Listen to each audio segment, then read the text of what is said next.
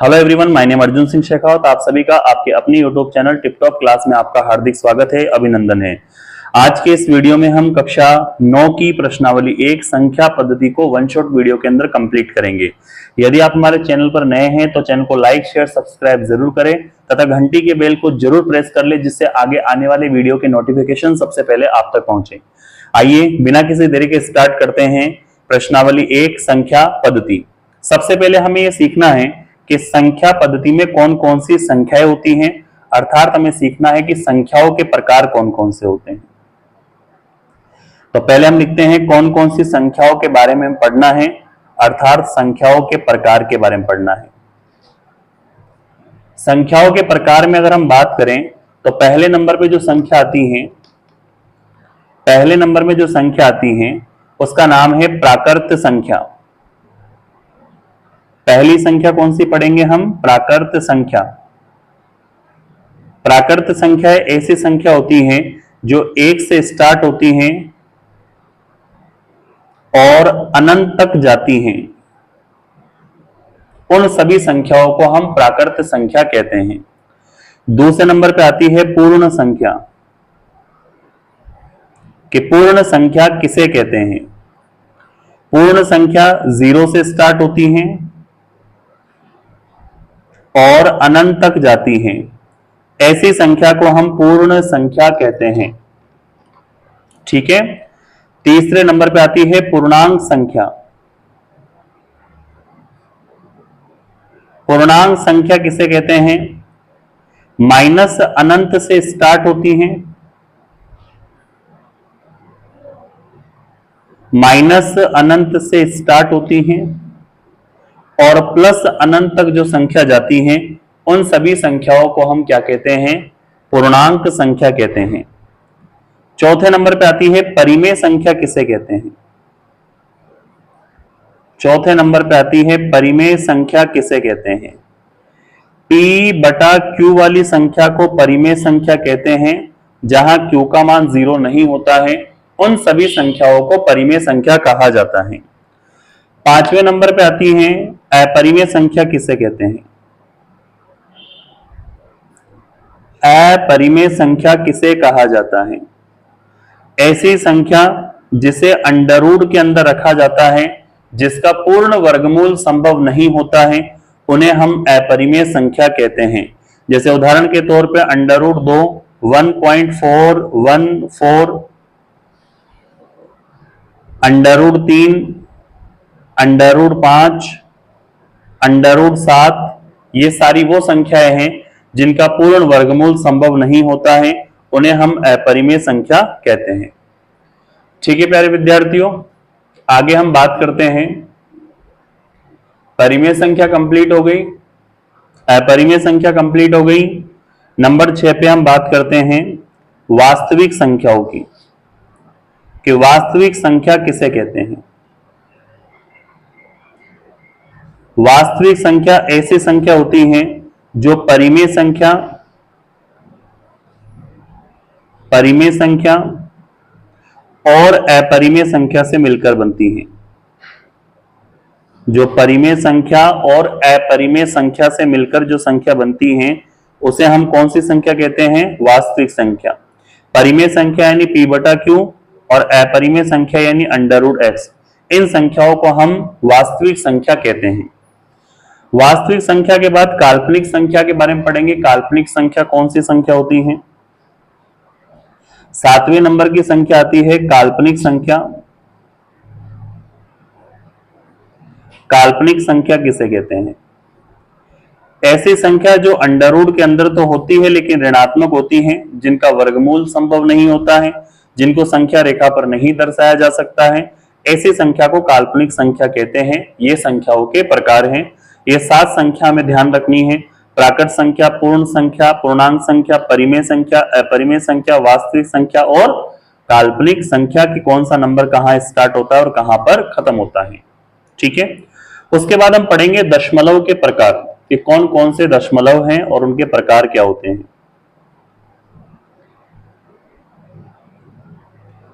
दशमलव प्रकार। दशमलव के 2 प्रकार हैं। नंबर 1 पे आता है शांत दशमलव प्रसार,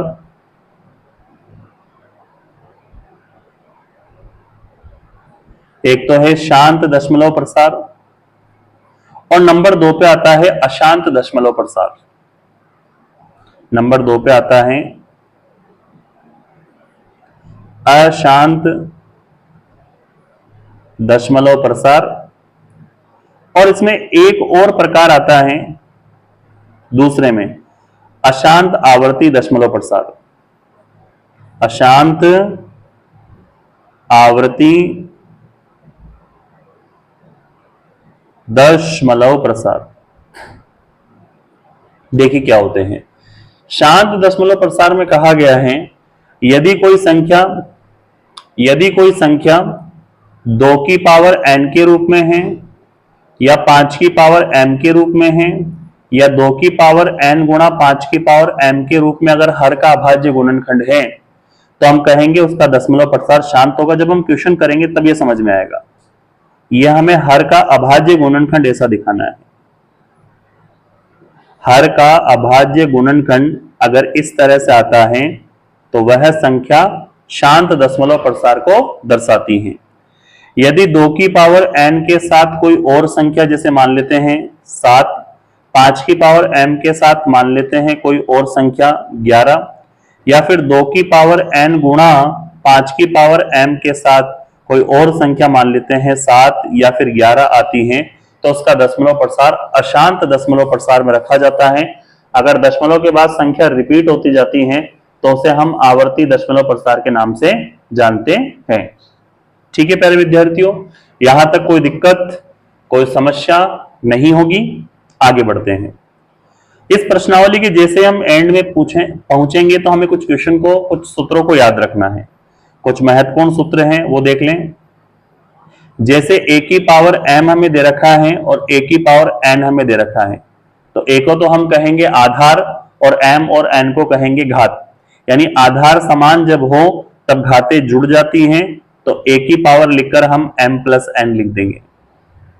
ठीक है। आगे यदि हमें आधार अलग अलग दे रखा है जैसे a की पावर m दे रखी है और b की पावर m दे रखी है यानी आधार अलग अलग हैं तो आधारों को गुणा कराते हैं a गुणा b और उसकी पावर m जो है उस m को लिख लिया जाता है। तीसरे नंबर पे अगर हमें आधार बटे में दे रखे हैं जैसे a बटा a और फिर घातें हमें अलग अलग दे रखी है m गुणा n तो हम क्या करेंगे आधार को एक बार लिखेंगे और घात m में से n घात को घटा दिया जाएगा तो क्या हो जाएगा m माइनस n। ठीक है। यहां तक एक फॉर्मूला है a की पावर m और उसकी होल पावर अगर हमें n दे रखी है तो गुणा कराते हैं तो a की पावर क्या आ जाएगा m गुणा n। ये बेसिक फॉर्मूले हैं। ये वो 4 बातें हैं जो हमें याद रखनी है। देखिए इस पूरी प्रश्नावली के बेसिक में संख्याओं के प्रकार को ढंग से याद रखना है कि संख्याओं का प्रकार कौन सा है।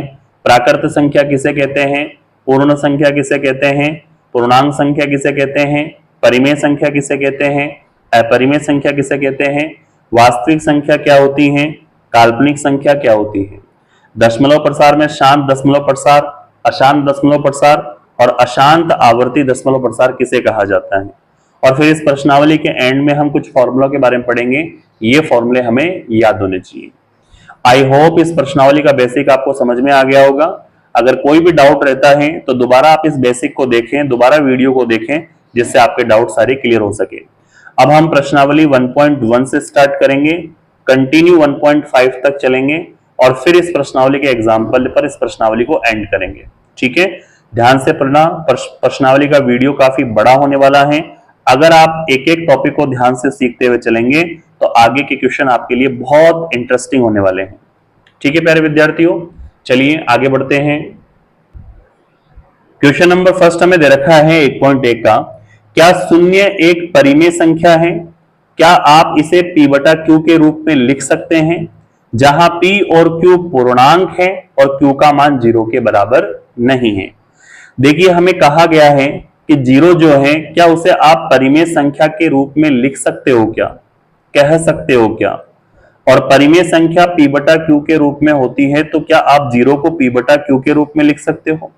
जहां p और q क्या दे रखे हैं, कोई पूर्णांक यानी माइनस अनंत से प्लस अनंत तक की कोई भी संख्या हो सकती है, और q का मान क्या नहीं होना चाहिए, 0। तो हम इसका आंसर क्या लिखेंगे, इसका सॉल्यूशन लिखेंगे, हां शून्य को परिमेय संख्या के रूप में, शून्य को परिमेय संख्या के रूप में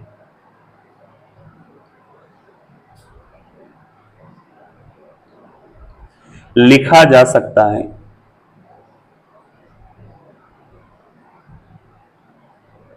शून्य को परिमेय संख्या के रूप में लिखा जा सकता है।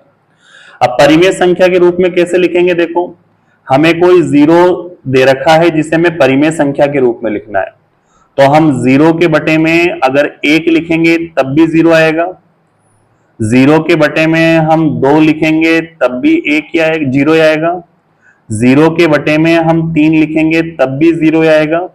तो जीरो तो हो जाएगा p, और ये जो नीचे की संख्या हो जाएगी वो q। तो क्या इस जीरो को परिमेय संख्या p बटा q के रूप में लिखा जा सकता है, बिल्कुल हाँ लिखा जा सकता है। कैसे लिखा जा सकता है, वो इस तरह से लिखा जा सकता है, बस इस q का मान ध्यान रखना जीरो नहीं होना चाहिए, इसलिए हमने इस q का मान अलग अलग संख्याओं में लिया है, जीरो को छोड़ते हुए, जीरो के बराबर नहीं। ठीक है, बस आंसर इसका इतना सा है। आ गया समझ में, आगे बढ़े। चलिए सेकंड नंबर क्वेश्चन क्या दे रखा है, क्वेश्चन नंबर सेकंड हमें दे रखा है क्वेश्चन नंबर सेकंड दे रखा है 3 और 4 के बीच 6 परिमेय संख्याएं हमें ज्ञात करनी है। 3 और 4 के बीच कितनी परिमेय संख्या ज्ञात करनी है, 6 परिमेय संख्या। तो यहां पे लिखते हैं 6 परिमेय संख्या ज्ञात करनी है।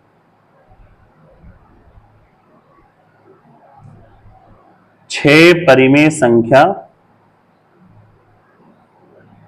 ज्ञात करनी है। 6 परिमेय संख्या जब ज्ञात करनी है तो उसमें एक जोड़ते हैं, तो 6 और 1 जोड़ने पर कितना हो गया, 7। अब इस 7 को हमें क्या करना है, जिन संख्याओं के बीच में परिमेय संख्या ज्ञात करनी है उनके अंश और हर से गुणा कराना है।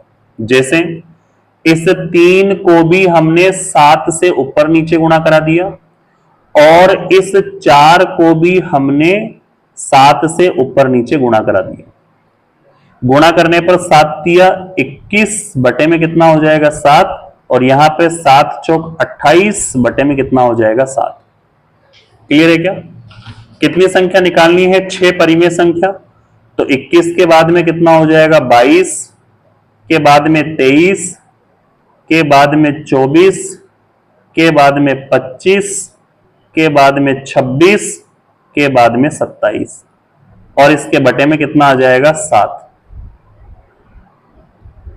तो आप चेक कर सकते हैं कि 3 और 4 से बनने वाली संख्या 21/7 और 28/7 के बीच में 6 परिमेय संख्या 22/7, 23/7, 24/7, 25/7, 26/7 और 27/7 है। इस तरह इन दो संख्याओं के बीच में ये 6 परिमेय संख्या हम क्या कर सकते हैं, ज्ञात। ठीक है प्यारे विद्यार्थियों, यहां तक कोई डाउट, कोई दिक्कत नहीं होगी। आगे बढ़ते हैं तीसरे क्वेश्चन की ओर। ऐसा ही एक तीसरा क्वेश्चन और दे रखा है, 3/5 और 4/5 के बीच 5 परिमेय संख्याएं हमें ज्ञात करनी है। ठीक है, तो यहां पे लिखते हैं सॉल्यूशन के अंदर कितनी परिमेय संख्या ज्ञात करनी है, 5 परिमेय संख्या ज्ञात करनी है। 5 परिमेय संख्या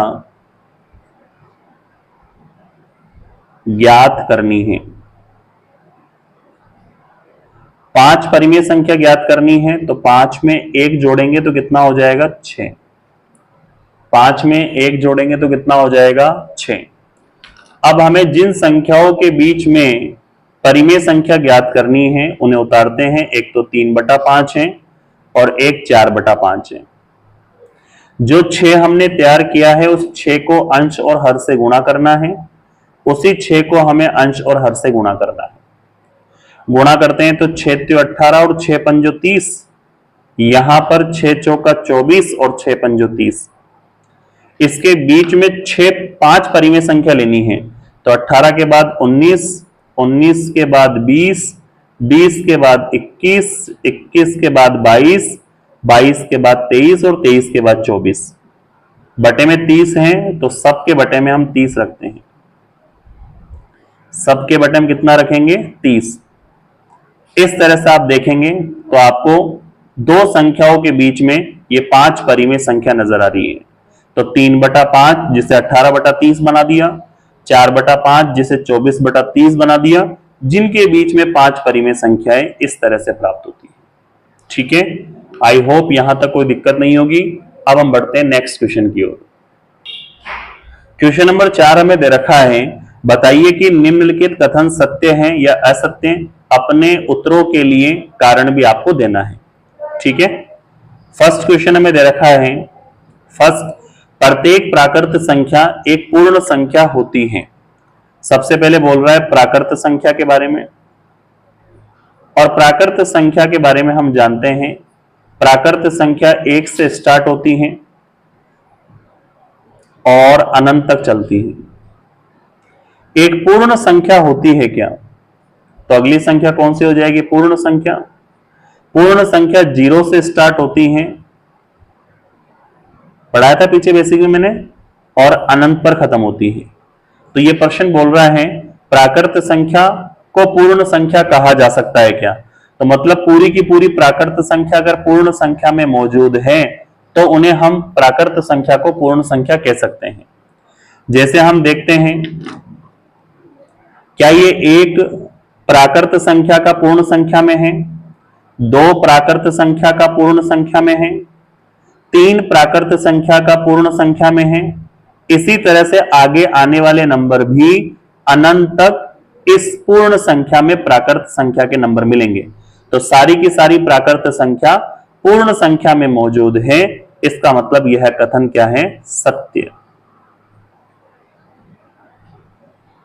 क्या बात समझ में आ गई? अब हम सेकंड क्वेश्चन की तरफ बढ़ते हैं।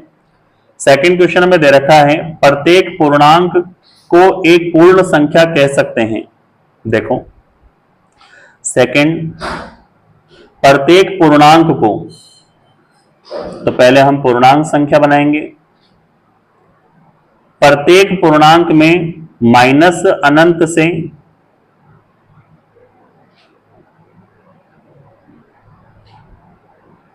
प्लस अनंत की संख्या होती है।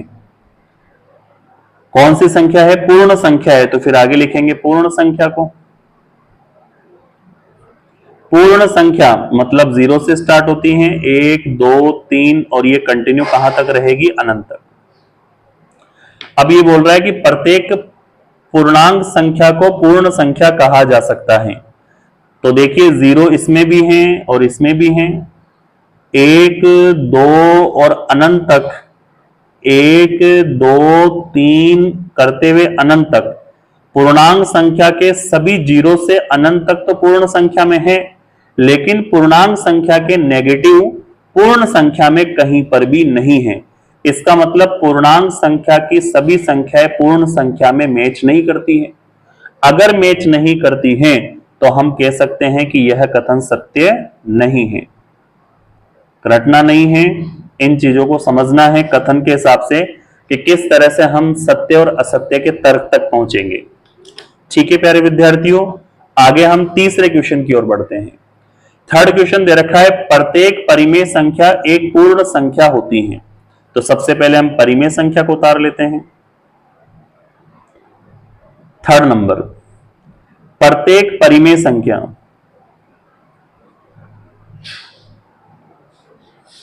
परिमेय संख्या यानी P/Q के रूप में लिखी जाने वाली संख्या। ठीक है, चाहे वो 1/2 हो, चाहे वो 3/4 हो, चाहे वो 5/6 हो, ऐसी संख्या परिमेय संख्या होगी। ठीक है, परिमेय संख्या को पूर्ण संख्या के रूप में लिखा जा सकता है।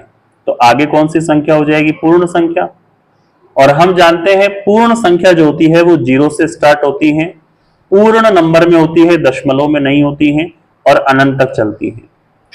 आप देखेंगे परिमेय संख्या और पूर्ण संख्या में 1/2 कहीं पर भी 0.5, 1/2 का मतलब क्या होता है 0.5, कहीं पर भी 0.5 पूर्ण संख्या में मिल नहीं सकती क्योंकि पूर्ण संख्या पॉइंट में नहीं होती है।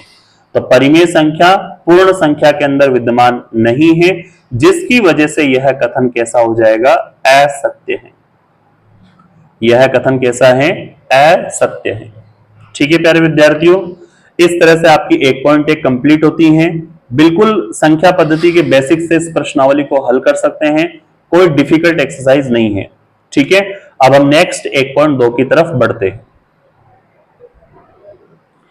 1.2 का पहला क्वेश्चन हमें दे रखा है, बताइए कि निम्नलिखित कथन सत्य है या असत्य है, अपने उत्तर का औचित्य सिद्ध कीजिए। अपने उत्तर का कारण भी आपको देना है।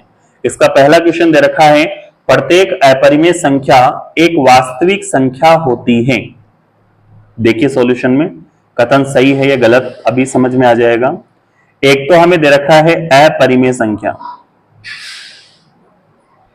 अपरिमेय संख्या, अपरिमेय संख्या यानी अंडर रूट वाली संख्या, वो जिनका वर्गमूल संभव नहीं होता है उन्हें हम क्या कहते हैं, अपरिमेय संख्या कहते हैं। और वास्तविक संख्या, वास्तविक संख्या मैंने डेफिनेशन लिखवा रखी है।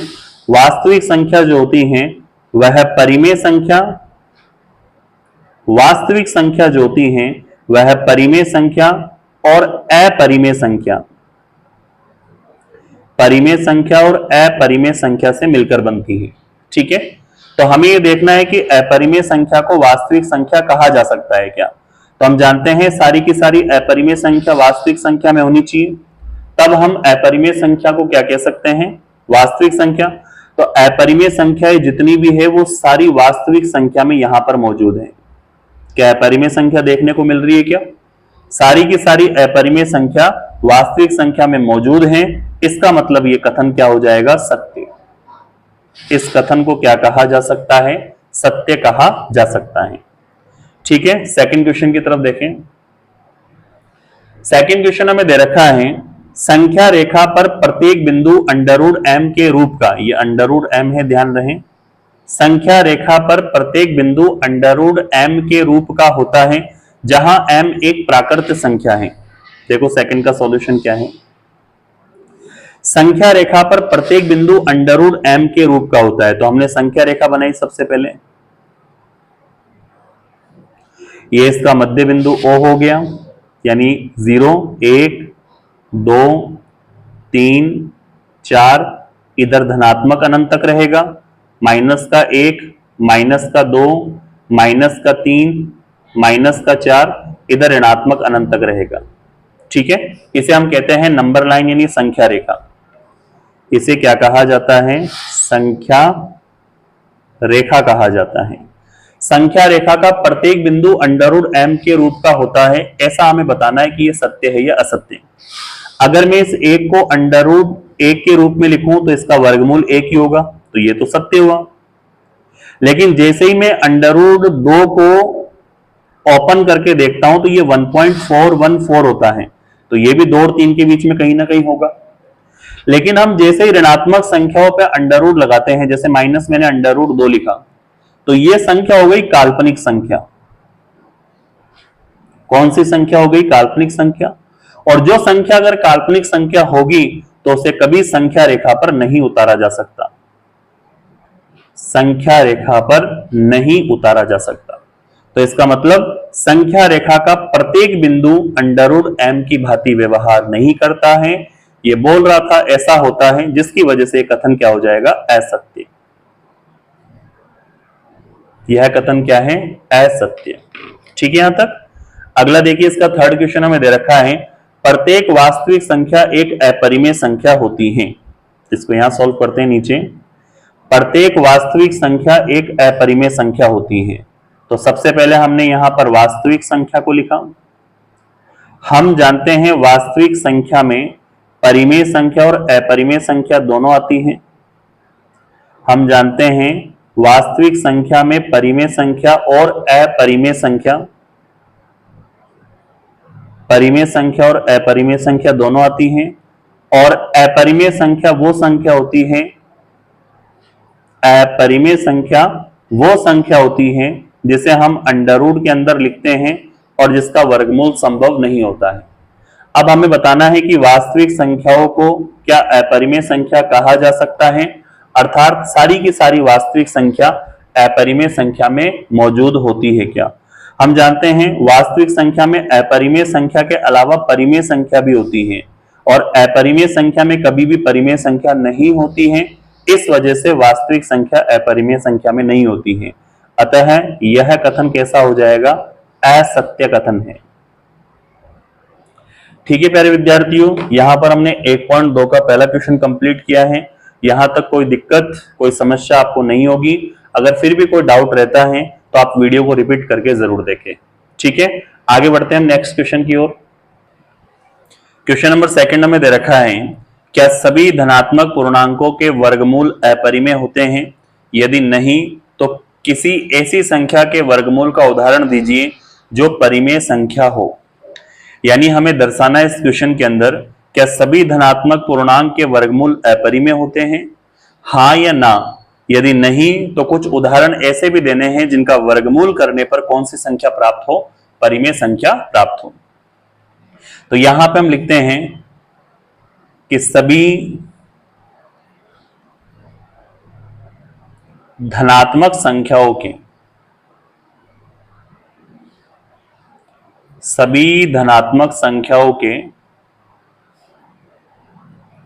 वर्गमूल अपरिमेय संख्या में प्राप्त नहीं होते हैं, अपरिमेय संख्या में प्राप्त नहीं होते हैं। कुछ उदाहरण देकर इसे समझा सकते हो। जैसे उदाहरणार्थ अंडर रूट 4 की हम बात करें तो इसका वर्गमूल 2 होता है। अंडर रूट 9 की हम बात करें तो इसका वर्गमूल 3 होता है। अंडर रूट 16 की हम बात करें तो इसका वर्गमूल 4 होता है। अंडर रूट 25 की हम बात करें तो इसका वर्गमूल 5 होता है। तो क्या इन धनात्मक पूर्णांकों के वर्गमूल हमें मिल रहे हैं? इसका मतलब ये अपरिमेय नहीं है। इन्हें हमें उदाहरण द्वारा समझाना था। ठीक है, यहां तक। थर्ड क्वेश्चन देखिए, तीसरे नंबर का क्वेश्चन क्या दे रखा है। तीसरे नंबर का क्वेश्चन है, दर्शाइए कि अंडर रूट 5 को संख्या रेखा पर कैसे लिखा जा सकता है।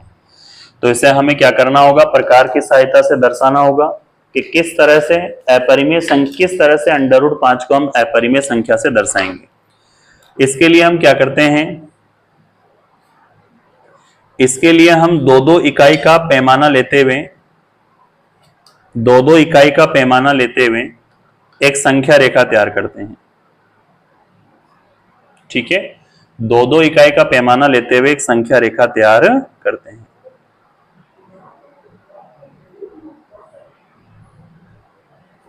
ये जैसे हमने एक रेखा बनाई है संख्या रेखा, इसमें हम बात करें 2-2 इकाई की तो यहां पे तो हो गया क्या, ये 1 इकाई हो गया, ये 2 इकाई हो गया, ये 3 इकाई हो गया, ये 4 इकाई हो गया। 2-2 इकाई लेते हुए हमें बनाना है। ठीक है ना, 8 के बाद ये 10, 2 इकाई हो गया। ये हमने कोई एक संख्या रेखा बनाई है जिस पर यहां पर 2-2 इकाई का हमने पैमाना लिया है। ये 0 है, ये 1 है, ये 2 है, ये 3 है, ये 4 है इत्यादि। ठीक है, यहां तक। आगे हम चर्चा करते हैं अंडर रूट 5 को संख्या रेखा पर दर्शाने के लिए इसको हम किस तरह से विभाजित करते हैं। क्या अंडर रूट 5 को हम ऐसे लिख सकते हैं, 2 का स्क्वायर प्लस 1 का स्क्वायर। 2 का स्क्वायर करेंगे कितना हो जाएगा, 4। अंडर रूट 5 की तरफ भी स्क्वायर लगा देते हैं। 2 का स्क्वायर करेंगे 4, 1 का स्क्वायर करेंगे 1, 4 और 1 को जोड़ेंगे तो कितना आ जाएगा, अंडर रूट 5 का स्क्वायर 5 के बराबर आ जाएगा। तो हमें संख्या रेखा पर सबसे पहले 2 इकाई बनाना है, फिर 1 इकाई का लंब डालना है, फिर जाके हमें अंडर रूट 5 संख्या रेखा पर प्राप्त होगा। इसको दर्शाने के लिए सबसे पहले हमने 2 इकाई का यहां से लेकर यहां तक, 0 से लेकर और 2 इकाई तक हमने यहां पर एक आधार बना लिया। ठीक है, इसका नाम रख दिया हमने A और इसका नाम रख दिया हमने B। फिर हमें क्या करना है, इस B बिंदु से 90 डिग्री का कोण बनाना है। 90 डिग्री कोण बनाने के लिए क्या करते हैं, प्रकार के नोक को बी पॉइंट पे रखते हैं, आवश्यकता के अनुसार एक चाप ओपन करते हैं और एक चाप काटते हैं। ठीक है, ये हमने एक चाप बना दिया। फिर वापस प्रकार की नोक हम इस चाप के सिरे पे रखेंगे, एक चाप यहां काटेंगे, प्रकार की नोक यहां रखते हैं और आगे एक चाप काटते हैं। यहां पे रख के ऊपर की तरफ एक चाप काटा जाएगा, प्रकार की नोक इस वाले चाप पे रखेंगे, एक चाप हमें यहां काटना है। क्या बात समझ में आ गई? जहां पे दोनों चाप कटते हैं वहां 90 डिग्री बन चुका है। जहां दोनों चाप कटते हैं वहां कितने डिग्री बन चुका है, 90 डिग्री, यानी बी से हमने 90 डिग्री कोण की रचना कर ली।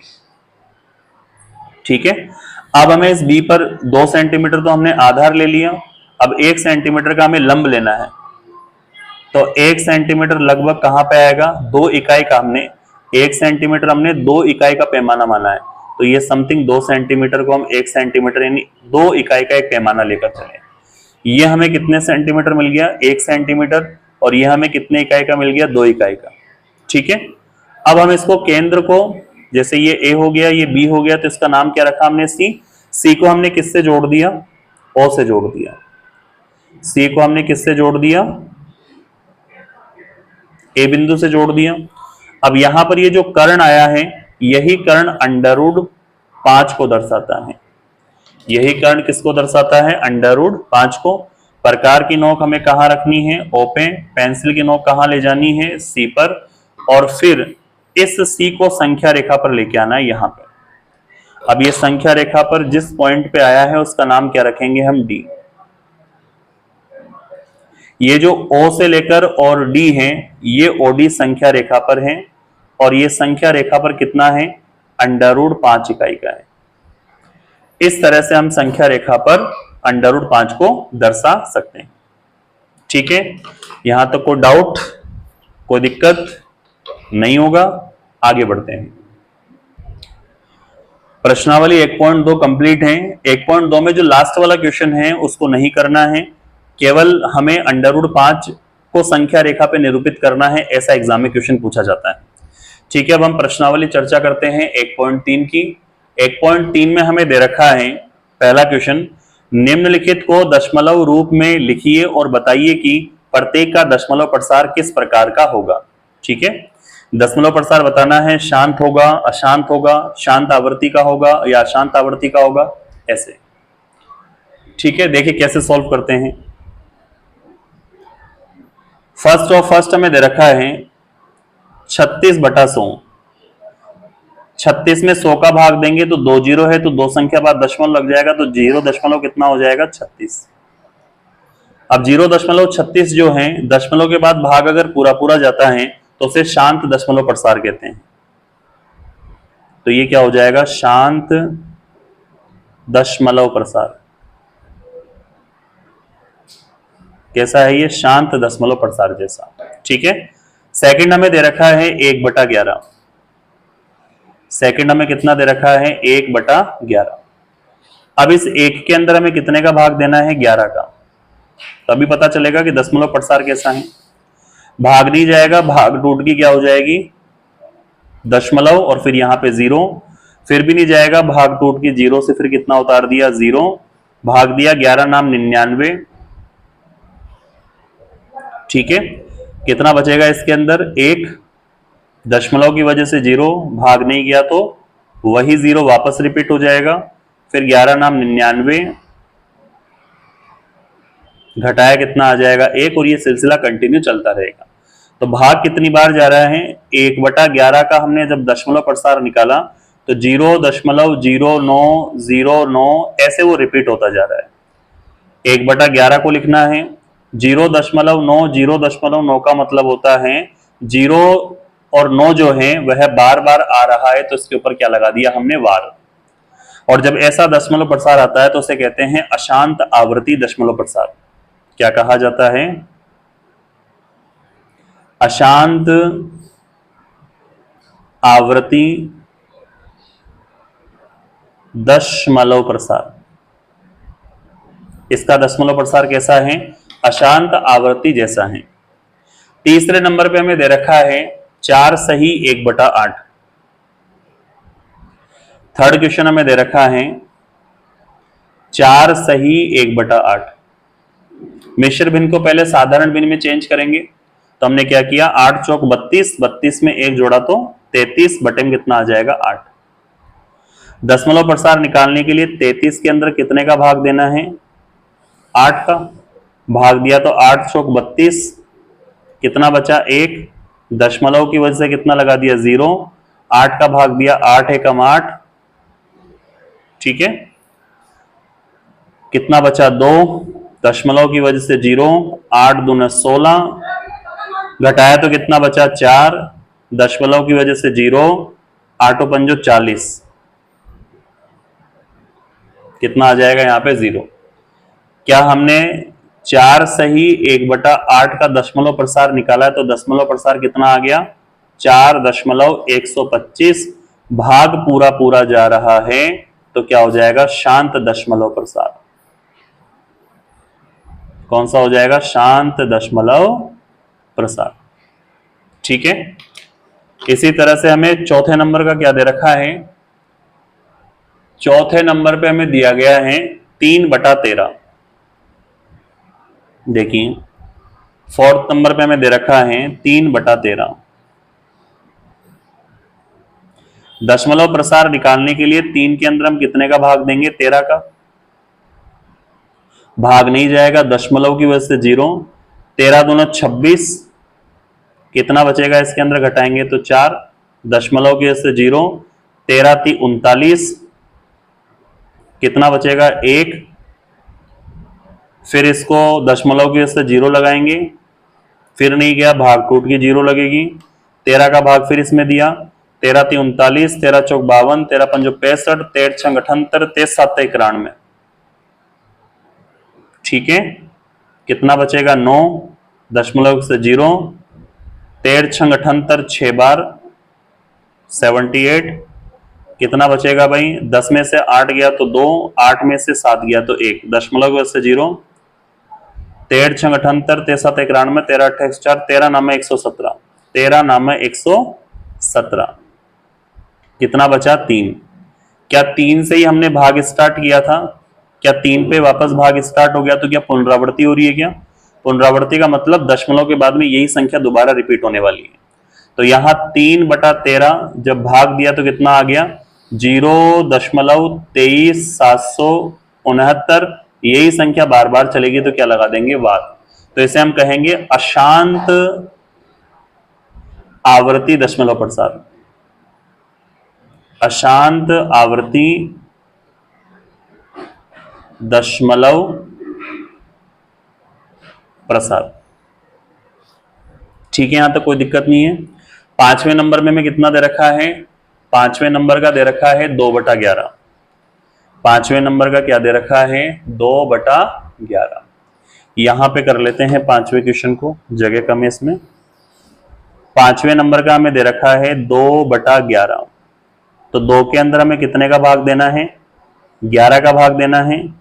दशमलव की वजह से कितना आ जाएगा 0, भाग दिया 11 एकम 11, कितना बचेगा यहाँ पर 9, दशमलव की वजह से 0, फिर भाग दिया तो 11 8 88, कितना बचेगा 2।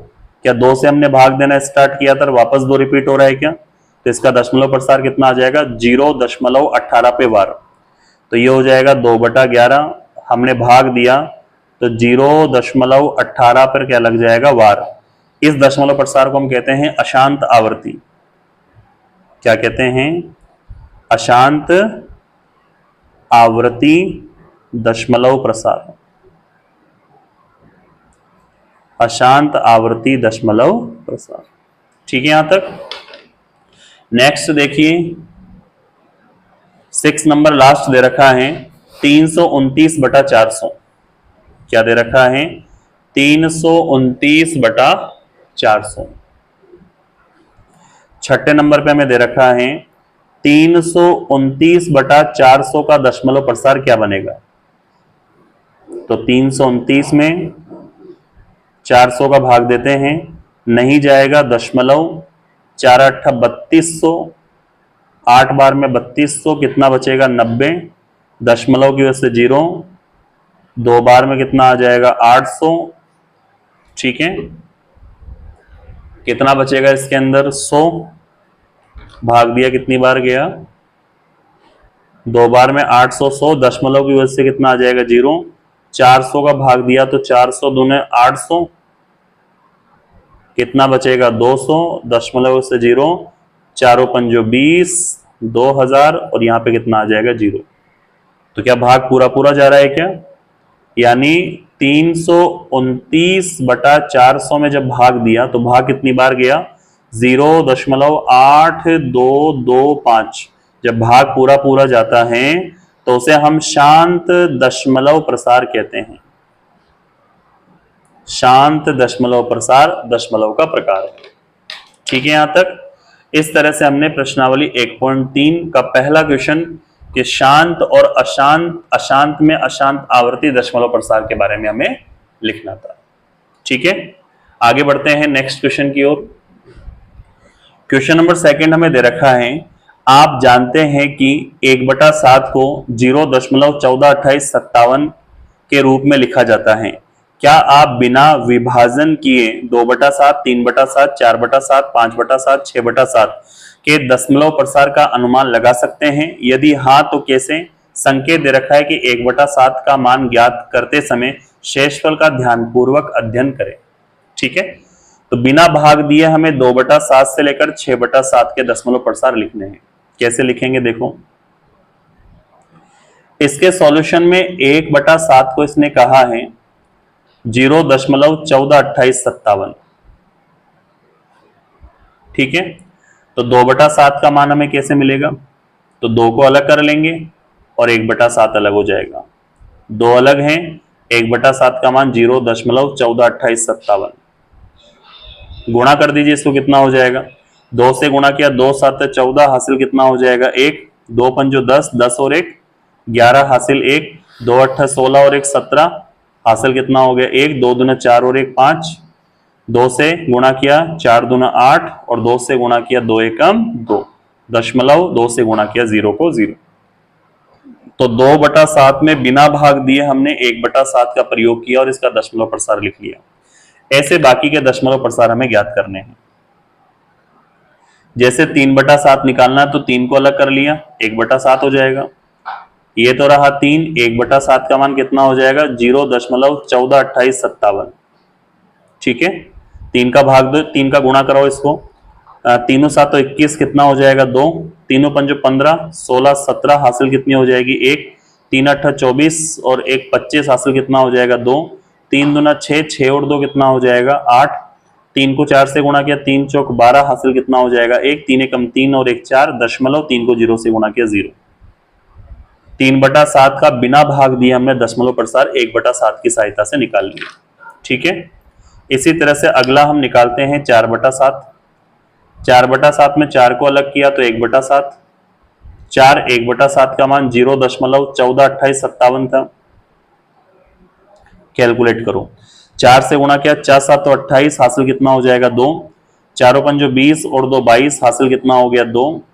फिर यहाँ पे 4 8 32, 32 और 2 34, हासिल कितना हो जाएगा 3, 4 का भाग दिया 4 दूना 8, 8 और 3 11, हासिल कितना हो जाएगा 1, 4 चौक 16 और 1 17 की 7, हासिल कितना हो जाएगा 1, 4 एकम 4 और 1 5, दशमलव 4 को 0 से गुणा किया तो 0। इस तरह से 4/7 का दशमलव प्रसार हमें ज्ञात करना है, ठीक है। 5/7 का दशमलव प्रसार निकालना है, 5 को अलग कर दिया 1/7 बचेगा। ये तो रहा 5, 1/7 का मान कितना है 0.142857। गुणा कराओ, 5 से गुणा कराते हैं, 5 7 35, हासिल हो जाएगा 3, 5 25, 25 और 3 28, हासिल हो जाएगा 2, 5 8 40, 40 और 2 42, हासिल हो जाएगा 4। 5 को 2 से गुणा किया 5 दूना 10, 10 और 4 14, 14 के 4, हासिल कितना हो जाएगा 1, 5 को 4 से गुणा किया 5 चौक 20, 20 और 1 21, हासिल कितना हो जाएगा 2, 5 को 1 से गुणा किया 5 एकम 5, 5 और 2 कितना हो जाएगा 7, दशमलव 5 को 0 से गुणा किया 0। इस तरह से इसका दशमलव प्रसार निकालना है। लास्ट एक 6/7 का दशमलव प्रसार और ज्ञात करना है, ठीक है। 6/7 का दशमलव प्रसार निकालते हैं तो हमने 6 को अलग किया, कितना बचेगा 1/7, 6 को अलग किया, 1/7 का मतलब 0.142857 है। 6 से गुणा कराओ, 6 7 42 हासिल हो जाएगा 4, 6 पंजो 30, 30 और 4 34 हासिल हो जाएगा 3, 6 8 48, 48 और 3 51 हासिल हो जाएगा 5, 6 दूना 12, 12 और 5 17 हासिल हो जाएगा 1, 6 चौका 24 और 1 25 हासिल हो जाएगा 2, 6 कम 6 और 2 कितना हो गया 8, दशमलव 6 को 0 से गुणा किया 0। इस तरह से बिना भाग दिए हमें इन सभी संख्या में 2/7, 3/7, 4/7, 5/7, 6/7 का दशमलव प्रसार इस तरह से ज्ञात करना था। ठीक है, यहां तक आपको समझ में आ गया होगा, कोई दिक्कत, कोई समस्या नहीं होगी। आगे बढ़ते हैं हम तीसरे क्वेश्चन की ओर।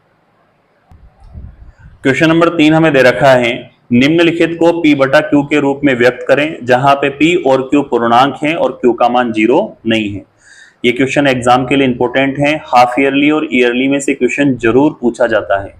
ठीक है, तो ध्यान से देखें, वार वाली संख्याओं को किस तरह से हम परिमेय संख्या P/Q के रूप में लिखते हैं।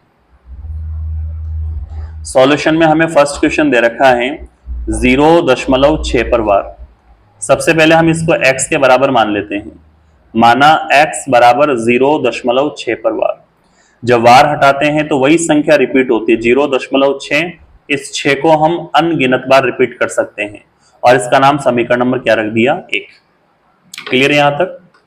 अब ये देखना है कि दशमलव के बाद कितनी संख्या पे वार था, एक संख्या पे वार था, तो हम 10 की पावर 1 बनाएंगे और समीकरण नंबर 1 को दोनों तरफ गुणा करा देंगे। तो यहां पे लिखते हैं समीकरण 1 को 10 की पावर 1 से गुणा करने पर, गुणा करते हैं तो x को भी हमने 10 की पावर 1 से गुणा करा दिया और यहां 0.66666 डॉट डॉट इसको भी हमने 10 की पावर 1 से गुणा करा दिया। 10 की पावर 1 का मतलब 10 ही होता है। कैलकुलेट करते हैं, ये तो रहेगा 10x, 1 0 से गुणा कराओगे तो दशमलव एक संख्या पीछे आ जाएगा तो 6, दशमलव 6 को आप कितनी भी बार लिख सकते हैं क्योंकि वार लगा हुआ है, अनगिनत बार लिखा जा सकता है। समीकरण नंबर कौन सा हो गया 2। अब हमें समीकरण नंबर 2 में समीकरण नंबर 1 को घटाकर लिखना होता है। समीकरण नंबर 2 माइनस समीकरण नंबर 1 से।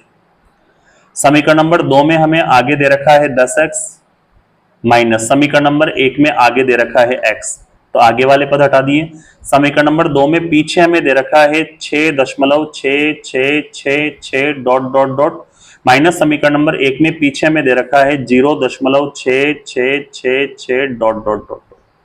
10x में से 1x घटाते तो कितना आ जाता है 9x। यहाँ पे देखो दशमलव के पीछे 6666 प्लस में है, दशमलव के पीछे 6666 माइनस में है, तो दशमलव का दशमलव से कट जाएगा प्लस माइनस होने की वजह से। आगे कितना बचेगा 6 और पीछे कितना बचेगा 0। यहां पर हम कैलकुलेट करते हैं तो ये तो कितना हो जाएगा 9x और 6 में से 0 गया तो कितना आ जाएगा 6।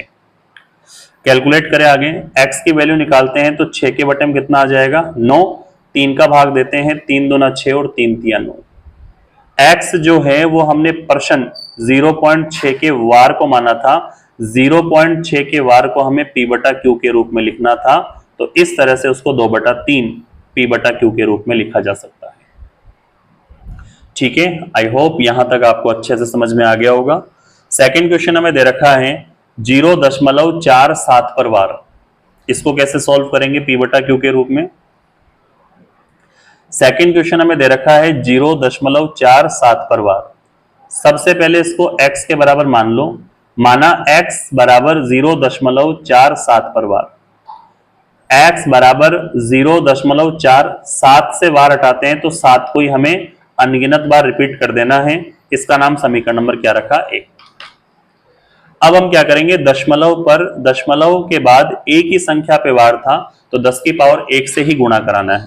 तो यहां पे 10 की पावर 1 को यानी 10 को समीकरण 1 के दोनों ओर गुणा करने पर, समीकरण नंबर 1 के दोनों ओर गुणा करने पर,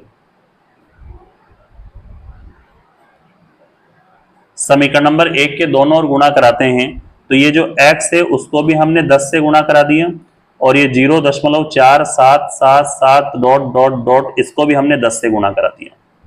यहां पर कैलकुलेट करते हैं, 10 को x से गुणा किया तो 10x हो गया, एक 0 से गुणा कराएंगे, दशमलव एक संख्या पीछे आ जाएगा तो 4.77777, जितनी बार लेना चाहेंगे उतनी बार रिपीट हो जाएगा। समीकरण नंबर कौन सा हो जाएगा? 2। बाद में पैटर्न वही है, समीकरण नंबर 2 में समीकरण नंबर 1 को घटाना है, तो यहां समीकरण नंबर 2 माइनस समीकरण नंबर 1 से, समीकरण नंबर 2 में आगे हमें दे रखा है 10x माइनस समीकरण नंबर 1 में आगे दे रखा है x, समीकरण नंबर 2 में हमें पीछे दे रखा है 4.7777 डॉट डॉट डॉट माइनस समीकरण नंबर 1 में पीछे में दे रखा है 0.4777 डॉट डॉट डॉट डॉट। घटाओ देखो, 10x में से 1x गया तो कितना बचेगा? 9x। यहां पे ये वाले 7 से ये वाला 7 चला जाएगा, ये वाले 7 से ये वाला 7 चला गया तो 0, 7 से फिर 7 गया तो 0, 7 से फिर 7 गया तो 0, 7 से फिर 4 गया तो 3 दशमलव, यहाँ पे 4 में से 0 गया तो कितना बचेगा? 4। ठीक है, यानी 9x कितना आ गया? 4.3। यहां से अगर x का मान निकालना है तो ये 9 इसके बटे में आ जाएगा 4.3 के। यहां लिखते हैं आगे, x का अगर हमें मान निकालना है तो 4.3 के बटे में कितना आ जाएगा? 9। दशमलव हटाएंगे तो बटे में लग जाएगा 0, ऊपर तो हो जाएगा p, बटे में हो जाएगा q, और ये पूरा का पूरा प्रश्न था 0.47 वार। ठीक है, इस तरह से प्रश्न 0.47 वार को हमने p बटा q के रूप में निरूपित किया है। इस तरह से उसको p बटा q के रूप में निरूपित किया जा सकता है। ठीक है, यहां तक। अब इसका थर्ड क्वेश्चन देखिए, 0.001 पर वार को संख्या रेखा पर कैसे प्रदर्शित करेंगे। इसका थर्ड क्वेश्चन देखें। इसका थर्ड क्वेश्चन हमें दे रखा है 0.001 और उस पे वार हमें दे रखा है। सबसे पहले इसको x के बराबर मान लो, माना x बराबर 0.001 पे वार हटाते हैं तो यही संख्या 0.001 कितनी बार लिख सकते हो? 001, और ये कंटिन्यू चलता रहेगा। समीकरण नंबर कौन सा हो गया? 1। मैंने आपको समझाया प्रश्न में कि दशमलव में जितनी संख्या पे वार लगा होता है 10 की पावर उतनी बनाते हैं और समीकरण नंबर 1 को दोनों तरफ गुणा कराते हैं। तो 0 देखो, 1 2 3 संख्या पर क्या लगा हुआ है? वार। तो 10 की पावर कितनी बनेगी? 3। तो 10 की पावर 3 को समीकरण 1 के दोनों ओर गुणा करने पर, दोनों ओर गुणा करते हैं तो इस x को भी हमने 10 की पावर 3 से गुणा कर दिया, और 0.001 कंटिन्यू चलता रहेगा, इसको भी हमने 10 की पावर 3 से गुणा कर दिया। ठीक है, यहां तक। आगे बढ़ते हैं। 10 की पावर 3 को हमने x से गुणा किया तो 10 की पावर 3x, जितने 0 से गुणा कराओगे दशमलव उतनी संख्या पीछे आ जाएगा। तो 10 की पावर 3 0 से गुणा कराएंगे तो दशमलव 3 संख्या यहां पीछे आ जाएगा। तो आगे कितना बचेगा? 1। बाकी दशमलव में 001 कंटिन्यू चलता रहेगा, और इसका नाम समीकरण नंबर कौन सा हो जाएगा? 2। अब हमें समीकरण नंबर 2 में समीकरण नंबर 1 घटाना है। समीकरण नंबर 2 माइनस समीकरण नंबर 1 से, समीकरण नंबर 2 में हमें दे रखा है 10 की पावर 3x, और समीकरण नंबर 1 में आगे दे रखा है x। समीकरण नंबर 2 में पीछे में दे रखा है 1.001 और यही कंटिन्यू चलता रहेगा। इसमें घटाना है, समीकरण नंबर 1 के पीछे दे रखा है 0.001 डॉट डॉट डॉट डॉट। 10 की पावर 3 का मतलब क्या होता है? 1000। 10 की पावर 3 का मतलब कितना हो जाएगा? 1000। x और माइनस का क्या दे रखा है? x। यहाँ पे दशमलव के बाद 001 प्लस में है, यहाँ 001 माइनस में, तो कट गया। तो यहाँ पीछे कितना बचेगा? 1 माइनस का 0। 1000x में 1x घटाओगे तो कितना आ जाएगा? 999x, और यहाँ घटाया कितना आ जाएगा? 1। यहाँ से फाइनली हम x की वैल्यू निकालते हैं तो इस 1 के बटे में कितना आ जाएगा? 999, ऊपर p बनेगा, नीचे q बनेगा, और ये प्रश्न 0.001 पर वार वाला था। 0.001 पर क्या था? वार। इस तरह से हम प्रश्न के x को p बटा q के रूप में निरूपित कर सकते हैं। 0.001 के वार को हम संख्या p बटा q के रूप में परिमेय संख्या के रूप में निरूपित कर सकते हैं। ठीक है, इस तरह से क्वेश्चन नंबर 3 कंप्लीट होता है। आई होप यहां तक समझ में आ गया होगा। कोई डाउट अगर रहता है तो वीडियो को रिपीट करके जरूर देखें। ठीक है, आगे बढ़ते हैं। क्वेश्चन नंबर 4 हमें दे रखा है 0.9999 को p बटा q के रूप में व्यक्त करें। क्या आप अपने उत्तर से हैरान हैं, आश्चर्यचकित हैं? अपने शिक्षक और सहपाठियों के साथ चर्चा करें और यह उत्तर क्यों उचित हैं। ठीक है, सबसे पहले हम बात करते हैं जो क्वेश्चन हमें दे रखा है उसमें 0.9 जो है वो इनफाइनाइट टाइम तक कंटिन्यू रिपीट हो रहा है। इसका मतलब कैसे 0.9 बार बार रिपीट हो रहा है, तो 9 पे वार, मतलब जो संख्या रिपीट होती है उस पे क्या लगा दिया जाता है, वार लगा दिया जाता है। अब हम इसको x के बराबर मान लेते हैं। माना x बराबर क्या हो जाएगा 0.9 पे वार हटाएंगे तो यही संख्या रिपीट होगी, तो ये क्या हो जाएगा x बराबर 0.9, वार हटाया तो यही संख्या हम जितने टाइम तक लेना चाहे उतने टाइम तक ले सकते हैं। उसका नाम समीकरण नंबर क्या रखा, 1।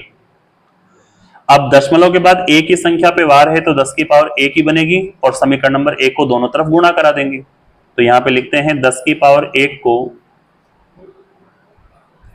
समीकरण नंबर 1 के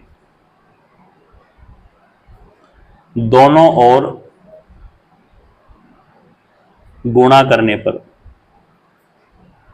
समीकरण नंबर 1 के दोनों ओर गुणा करने पर, तो समीकरण नंबर 1 में x है, इधर भी 10 की पावर 1 से गुणा करा दिया और यहां हमें दे रखा है बराबर 0.99 इनफाइनाइट टाइम तक है, इसको भी हमने 10 की पावर 1 से गुणा करा दिया। कैलकुलेट करते हैं, 10 को x से गुणा किया तो 10x हो गया। जितने जीरो से गुणा कराओगे दशमलव उतनी संख्या पीछे आ जाएगा, तो 9 आगे चला गया। दशमलव के बाद 9 जितनी टाइम तक आप लेना चाहो ले सकते हैं। समीकरण नंबर कौन सा हो गया, 2। अब हम समीकरण नंबर 2 में समीकरण नंबर 1 को घटाएंगे, तो समीकरण नंबर 2 माइनस समीकरण नंबर 1 से। समीकरण नंबर 2 हमें दे रखा है 10x और समीकरण नंबर 1 का आगे वाला दे रखा है x। समीकरण नंबर 2 के पीछे दे रखा है 9.9 जो है वो 4 बार, दशमलव में इनफाइनाइट टाइम, और समीकरण नंबर 1 में पीछे में दे रखा है 0.9999 इनफाइनाइट टाइम। 10x में से 1x घटाएंगे तो कितना बचेगा, 9x, और यहां दशमलव में 9 जो है प्लस के इधर किसके हैं, माइनस के, तो कट जाएगा। आगे कितना बचा 9, पीछे कितना है 0। यहाँ पे 9x बराबर घटाया तो 9, x की वैल्यू अगर हम निकालते हैं तो 9 के बटे में कितना आ जाएगा, x की वैल्यू निकालते हैं तो 9 के बटे में कितना आ जाएगा, 9 में हमने 9 का भाग दिया, कितना आ जाएगा 1, यानी 0.9999 है, उसको हम समथिंग 1 लिख सकते हैं। यही इसका उत्तर आश्चर्यजनक है। 1 के बटे में कुछ नहीं है तो 1 लिखकर इसको p बटा q के रूप में भी दर्शाया जा सकता है। ठीक है, इस तरह से 0.9 वार को हम संख्या p बटा q के रूप में दर्शा सकते हैं। आई होप क्वेश्चन नंबर 4 में कोई दिक्कत नहीं होगी। अब हम नेक्स्ट क्वेश्चन की तरफ बढ़ते हैं। क्वेश्चन नंबर 5 हमें दे रखा है 1/17 के दशमलव प्रसार में अंकों की आवर्ती ब्लॉक में अधिकतम कितने अंक हो सकते हैं, अपने उत्तर की जांच के लिए भाग दीजिए। देखिए, इसका भाग बहुत बड़ा होने की वजह से हम पहले से कैलकुलेट कर रखे हैं, बस आपको समझना है कि हमें हल कैसे करना है। हमें क्या करना है, 1 में 17 का भाग तब तक देते रहना है जब तक कि वापस 1 की पुनरावृत्ति नहीं हो जाए। इसके लिए हमने 17 का पहाड़ा लिख रखा है, कहां से कहां तक किस किस तरह से भागफल हमें निकालना है। देखो, 1 के अंदर हम किसका भाग देंगे, 17 का, नहीं जाएगा। दशमलव की वजह से क्या आ जाएगा, 0, फिर भी 10 में भाग नहीं जा रहा तो भाग टूट की 0 से फिर क्या आ जाएगा, 0। कितना बना, 100 में 17 का भाग देते हैं, 17 पंजो 85, 100 में से 85 घटाया कितना आ जाएगा, 15 में भाग नहीं जाएगा तो क्या लगा दिया, 0 दशमलव की वजह से, फिर भाग दिया तो 15 8 136, 17 8 136, 150 में 136 घटाया तो कितना आया, 14, भाग नहीं गया तो क्या लगा दिया, दशमलव, 140, वापिस 17 8 136, 8 बार में 136 आ गया। 140 में 136 गया तो कितना बचा 4, फिर क्या लगा दिया 0, भाग दिया 17 दूना 34, 2 बार में गया भाग। उसके बाद फिर हम यहाँ पे क्या करते हैं 40 में से 34 घटाते तो कितना बचेगा 6, फिर भाग नहीं जाएगा तो क्या लगा दिया 0, 17 का भाग दिया 17 थी 51, 3 बार में 51 आ गया। 60 में 51 गया कितना बचा 9, भाग नहीं गया दशमलव की 0, फिर 17 का भाग दिया 17 पंजो 85, 5 बार में कितना आ जाएगा 85।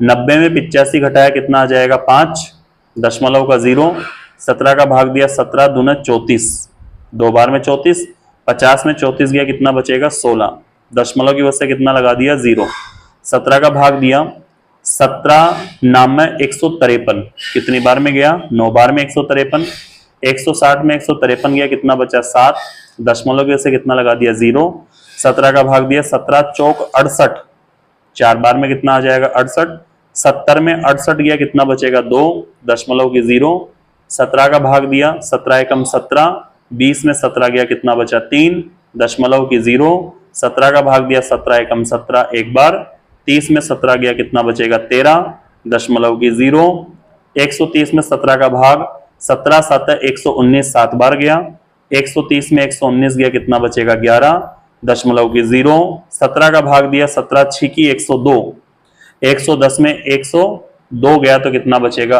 8, ये 8 उतार दिया, दशमलव की 0, फिर हमने 17 का भाग दिया 17 चौक 68, 180 में 68 गया कितना बचा 12, दशमलव की कितनी आ जाएगी 0, फिर 17 का भाग दिया 17 7 119, 119, 120 में 119 गया तो कितना आ गया 1। क्या हमने भाग 1 से ही देना स्टार्ट किया था, वापस 1 रिपीट हो गया, तो ये 1 जब तक रिपीट नहीं होता तब तक हमें भाग देते रहना था, अर्थात यहाँ 1 पर रिपीट हो रहा है तो इसे हम आवर्ती शेषफल कहेंगे। अब हमें बताना कि दशमलव के कितने अंक बाद इसकी आवर्ती हुई है, ये हमारा प्रश्न था।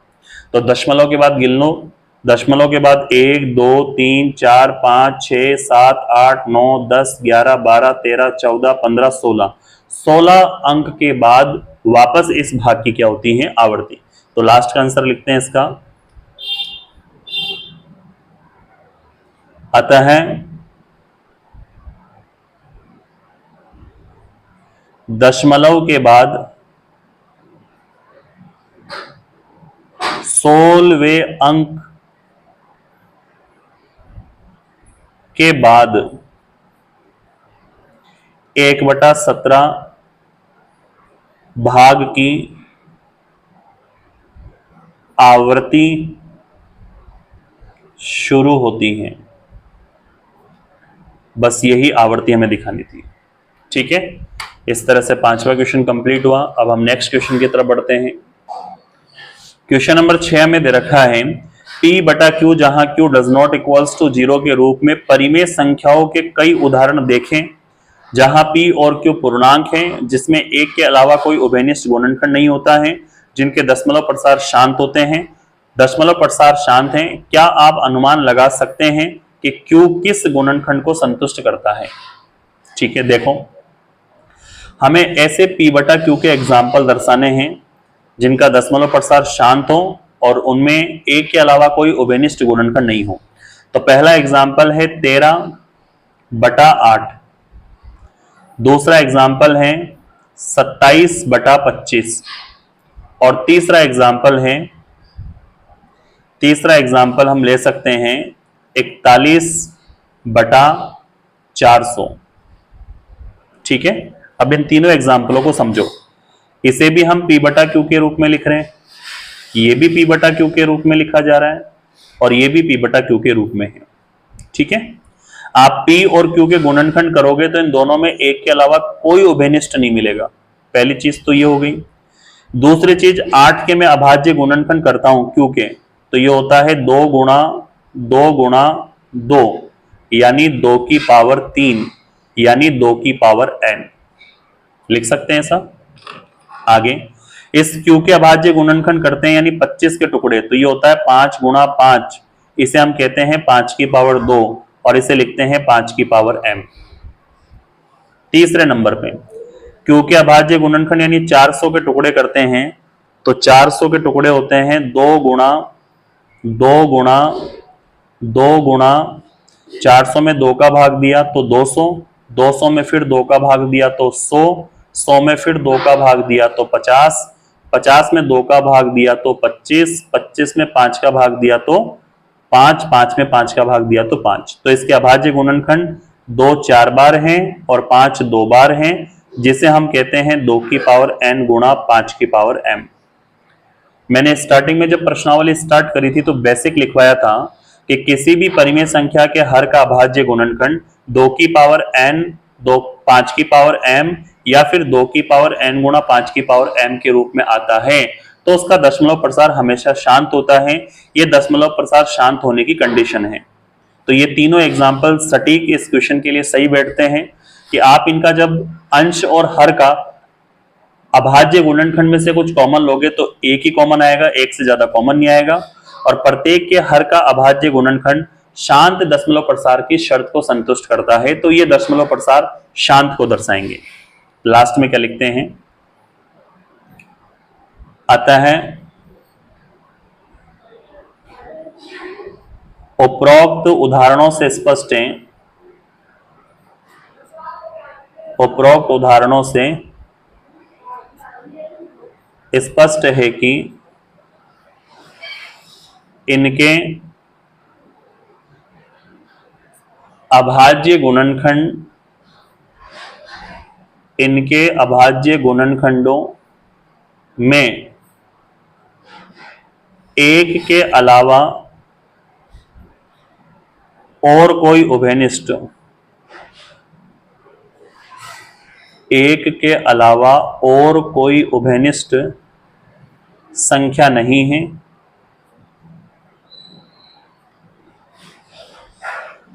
और ये सभी उदाहरण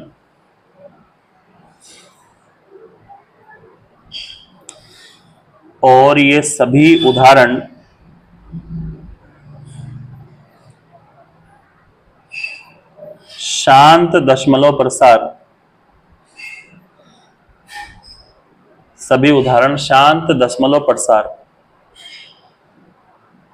की शर्त को संतुष्ट करते हैं,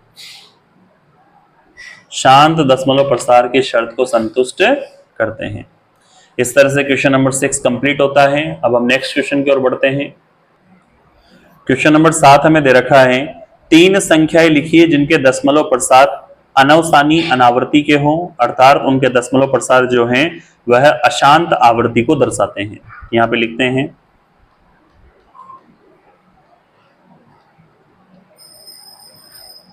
अशांत आवर्ती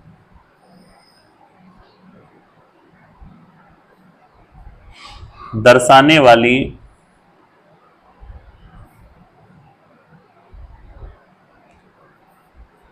तीन संख्याओं के दशमलव प्रसार निम्न प्रकार से है या निम्न प्रकार है। जैसे पहले हम एग्जाम्पल के तौर पर लिख सकते हैं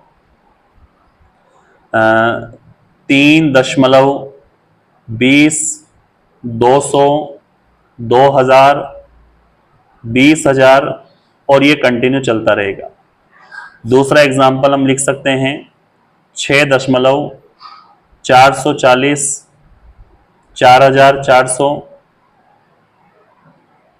फिर 44 3 जीरो के साथ और आगे बढ़ाते रहो। तीसरा एग्जाम्पल आप अपनी तरफ से कोई सा भी एग्जाम्पल बना सकते हैं, 10, 100, 1000, 1 जीरो बढ़ाते चलो, 10,000 ... ये सभी दशमलव प्रसार जो हैं वो अनवसानी अनावर्ती को दर्शाते हैं, अर्थात अशांत आवर्ती को दर्शाते हैं। ठीक है, आगे बढ़ते हैं नेक्स्ट क्वेश्चन की ओर। क्वेश्चन नंबर 8 हमें दे रखा है, परिमेय संख्या 5/7 और 9/11 के बीच 3 भिन्न भिन्न अपरिमेय संख्याएं हमें ज्ञात करनी है। देखो कैसे ज्ञात करेंगे इसे। एक तो हमें दे रखा है 5/7 और एक हमें दे रखा है 9/11। तो सबसे पहले 5/7 का भागफल निकालते हैं, तो 5 में 7 का भाग देंगे, नहीं जाएगा, दशमलव की वजह से 0, 7 7 49 कितना बचेगा 1, दशमलव के से 0, फिर 7 का भाग दिया, 7 एकम 7, कितना बचा 3, दशमलव के से 0, 7 चौक 28, कितना बचेगा 2, दशमलव से 0, 7 दूना 14, कितना बचेगा 6, दशमलव से 0, 7 8 56, कितना बचेगा 4। कंटिन्यू इसी तरह से चलता रहेगा। तो हम लगभग कितना लेंगे 71, 42, 8। तो 5/7 का जो दशमलव प्रसार है, 5/7 का जो दशमलव प्रसार है वो 71, 428 और भी संख्या में कंटिन्यू चल रहा है। अब हम 9/11 की बात करते हैं। 9/11 का दशमलव प्रसार क्या होगा? तो 9 में हम कितने का भाग देंगे 11 का, नहीं जाएगा, दशमलव से 0 लगा दिया, कितना हो जाएगा 11 8 88, कितना बचेगा 2, दशमलव से 0, 11 एकम 11, कितना बचेगा 9, और इसी तरह से कंटिन्यू वापस 9 रिपीट हो गया। तो 0.81, 0.81 कंटिन्यू चलता रहेगा। तो इसका दशमलव प्रसार कौन सा आ गया? 9/11 का जो दशमलव प्रसार है वो 0.81 रिपीट होता चलेगा। अब इन्हीं दशमलव प्रसार के बीच में हमें 3 अलग अलग अपरिमेय संख्या छांटनी है। तो यहां पे क्या लिखते हैं? 5/7 और 9/11 के बीच 3 भिन्न भिन्न अपरिमेय संख्या। ठीक है ना? आपको ध्यान रहे 0.71 था ये, तो 71 और 81 इनके बीच में लेनी है आपको। ठीक है, तो एग्जाम्पल के तौर पे पहली संख्या कौन सी हो जाएगी? पहली संख्या 71 और 81 के बीच में क्या 0.74 आता है? एग्जाम्पल के तौर पे 0.78 इसी में आएगा। एग्जाम्पल के तौर पे 0.79 इसी में आएगा। यहाँ पे 0 लगा दो, फिर 2 बार 0 लगा दो, फिर 3 बार 0 लगा दो और ये कंटिन्यू चलने दो। 1 बार 0 लगा दो, 2 बार 0 लगा दो, 3 बार 0 लगा दो और ये कंटिन्यू चलने दो। यहाँ पे 1 बार 0 लगा दो, 2 बार 0 लगा दो, 3 बार 0 लगा दो और इसी को कंटिन्यू चलने दो। तो इनके बीच में ये अपरिमेय संख्या है, अलग अलग 3 अपरिमेय संख्या आ जाएगी। ठीक है, इस तरह से हमें क्वेश्चन नंबर 8 को सॉल्व करना था। अब हम बढ़ते हैं नेक्स्ट क्वेश्चन की ओर। क्वेश्चन नंबर 9 हमें दे रखा है, निम्नलिखित संख्याओं को परिमेय या अपरिमेय संख्या के रूप में वर्गीकृत करना है। हमें कुछ यहाँ पे संख्या दे रखी है, बताना है कि इनमें से कौन परिमेय संख्या और कौन अपरिमेय संख्या। सीधा सा तर्क है कि जिनका अंडर रूट सॉल्व हो जाए वो परिमेय संख्या है और जिनका अंडर रूट सॉल्व नहीं हो वो अपरिमेय संख्या है। दशमलव में जो संख्या अगर अलग अलग दशमलव प्रसार के साथ आगे बढ़ती है तो वो अपरिमेय संख्या है। दशमलव के बाद यदि भाग पूरा पूरा चला जाए या फिर वही सेम नंबर अगर रिपीट होता है तो वह कौन सी संख्या को दर्शाता है? परिमेय संख्या को। जैसे एग्जाम्पल फर्स्ट हमें दे रखा है अंडर रूट 23। अंडर रूट 23 का वर्गमूल सॉल्व नहीं होगा, इसका मतलब इसे हम कौन सी संख्या नाम देंगे? अपरिमेय संख्या। ठीक है, यहां तक। अगला सेकंड नंबर हमें दे रखा है, सेकंड नंबर हमें दे रखा है अंडर रूट 225। अंडर रूट 225 का वर्गमूल होता है 15। अगर वर्गमूल सॉल्व हो गया है तो यह संख्या कौन सी संख्या कहलाएगी? परिमेय संख्या। तीसरे नंबर की जो संख्या हमें दे रखी है, थर्ड नंबर, वो हमें दे रखा है 0.3796। मैंने कहा था दशमलव के बाद अगर भाग पूरा पूरा चला जाए यानी 6 के बाद भाग पूरा पूरा जा रहा है तो उसे P/Q के रूप में लिखा जा सकता है और वह संख्या परिमेय संख्या का काम करेगी। चौथे नंबर में हमें दे रखा है फोर्थ नंबर। फोर्थ नंबर में दे रखा है 7.478 और यही संख्या रिपीट हो रही है। तो क्या मैं इसे 7.478 अगर रिपीट हो रहा है तो इस 478 पर वार लगा सकता हूं और वार वाली संख्या को अभी अभी हमने कुछ देर पहले प्रूफ किया है कि उन्हें P/Q के रूप में लिखा जा सकता है। I mean वो कौन सी संख्या होती है? परिमेय संख्या होती है। पांचवें नंबर पे जो हमें दे रखा है वो 1, 10, 100, 1000, 10,000, 1 ... क्या दशमलव के बाद हर नंबर अलग अलग आ रहा है?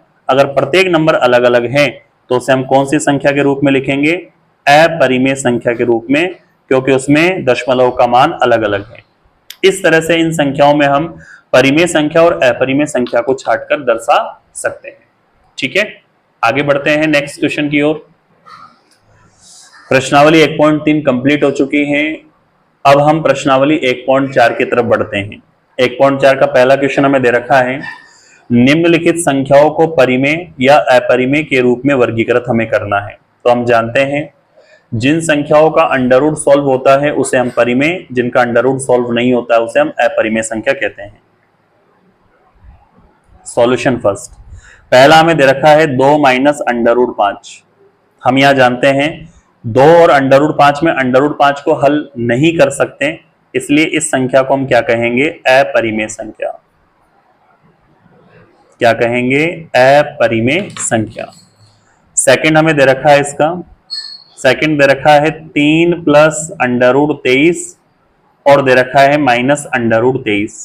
कैलकुलेट करो, कॉस्ट घटाया तो 3 प्लस अंडर रूट 23 दे रखा है और ये माइनस का अंडर रूट 23 दे रखा है। अंडर रूट 23 प्लस का, अंडर रूट 23 माइनस का है, कट गया, कितना बचा? 3।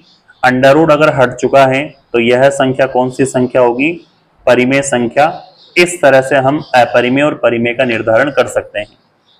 थर्ड नंबर जो क्वेश्चन हमें दे रखा है, तीसरे नंबर का क्वेश्चन है 2 अंडर रूट 7 बटा 7 अंडर रूट 7। अंडर रूट 7 से अंडर रूट 7 कट गया, कितना बचा? 2 बटा 7, जो कि कौन सी संख्या होती है? परिमेय संख्या। इसे हम परिमेय संख्या के रूप में लिख सकते हैं, निर्धारित कर सकते हैं। चौथे नंबर पे हमें दे रखा है 1 बटा अंडर रूट 2। चौथे नंबर में क्या दे रखा है? 1 बटा अंडर रूट 2। बटे का अंडर रूट 2 हल नहीं हो सकता, अर्थात ये कौन सी संख्या को दर्शाएगा? अपरिमेय संख्या को निर्धारित करता है। ठीक है, पांचवा क्वेश्चन दे रखा है 2 पाई। तो पांचवे क्वेश्चन में 2 पाई, ये जो पाई है ये एक प्रकार की अपरिमेय संख्या है। पाई अपरिमेय संख्या है, 3.141 डॉट डॉट डॉट अलग अलग प्रकार से चलता रहेगा, तो इसे हम कौन सी संख्या नाम देंगे? अपरिमेय संख्या। तो अपरिमेय संख्या किसी भी संख्या के साथ अगर होती है तो वो अपरिमेय संख्या को ही रिप्रेजेंट करती है, तो हम कहेंगे कि ये अपरिमेय संख्या होगी। ठीक है, इस तरह से हमें परिमेय और अपरिमेय में अंतर बताना था और अपरिमेय और परिमेय संख्या को छांटना था। चलिए आगे बढ़ते हैं इसके सेकंड क्वेश्चन की ओर।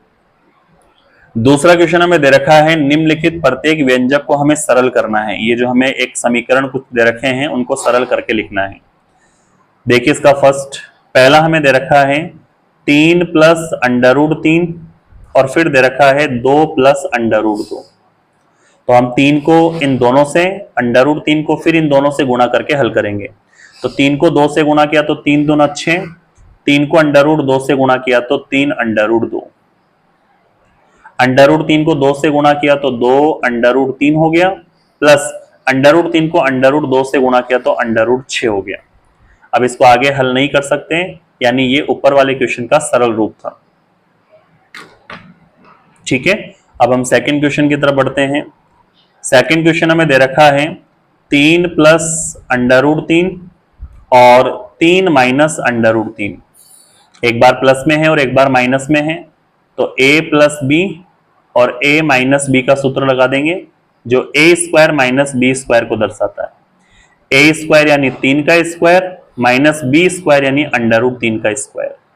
ठीक है, आगे कैलकुलेट करो, 3 का स्क्वायर क्या? 3 तिया 9, अंडर रूट 3 का स्क्वायर कितना होता है? 3 घटाया तो कितना आ जाएगा? 6। ये इसका सरल रूप है। तीसरा क्वेश्चन हमें दे रखा है इसका under root 5 plus under root 2 का होल स्क्वायर। इसे हम हल करेंगे, एक फॉर्मूला है हमारे पास a प्लस बी का होल स्क्वायर।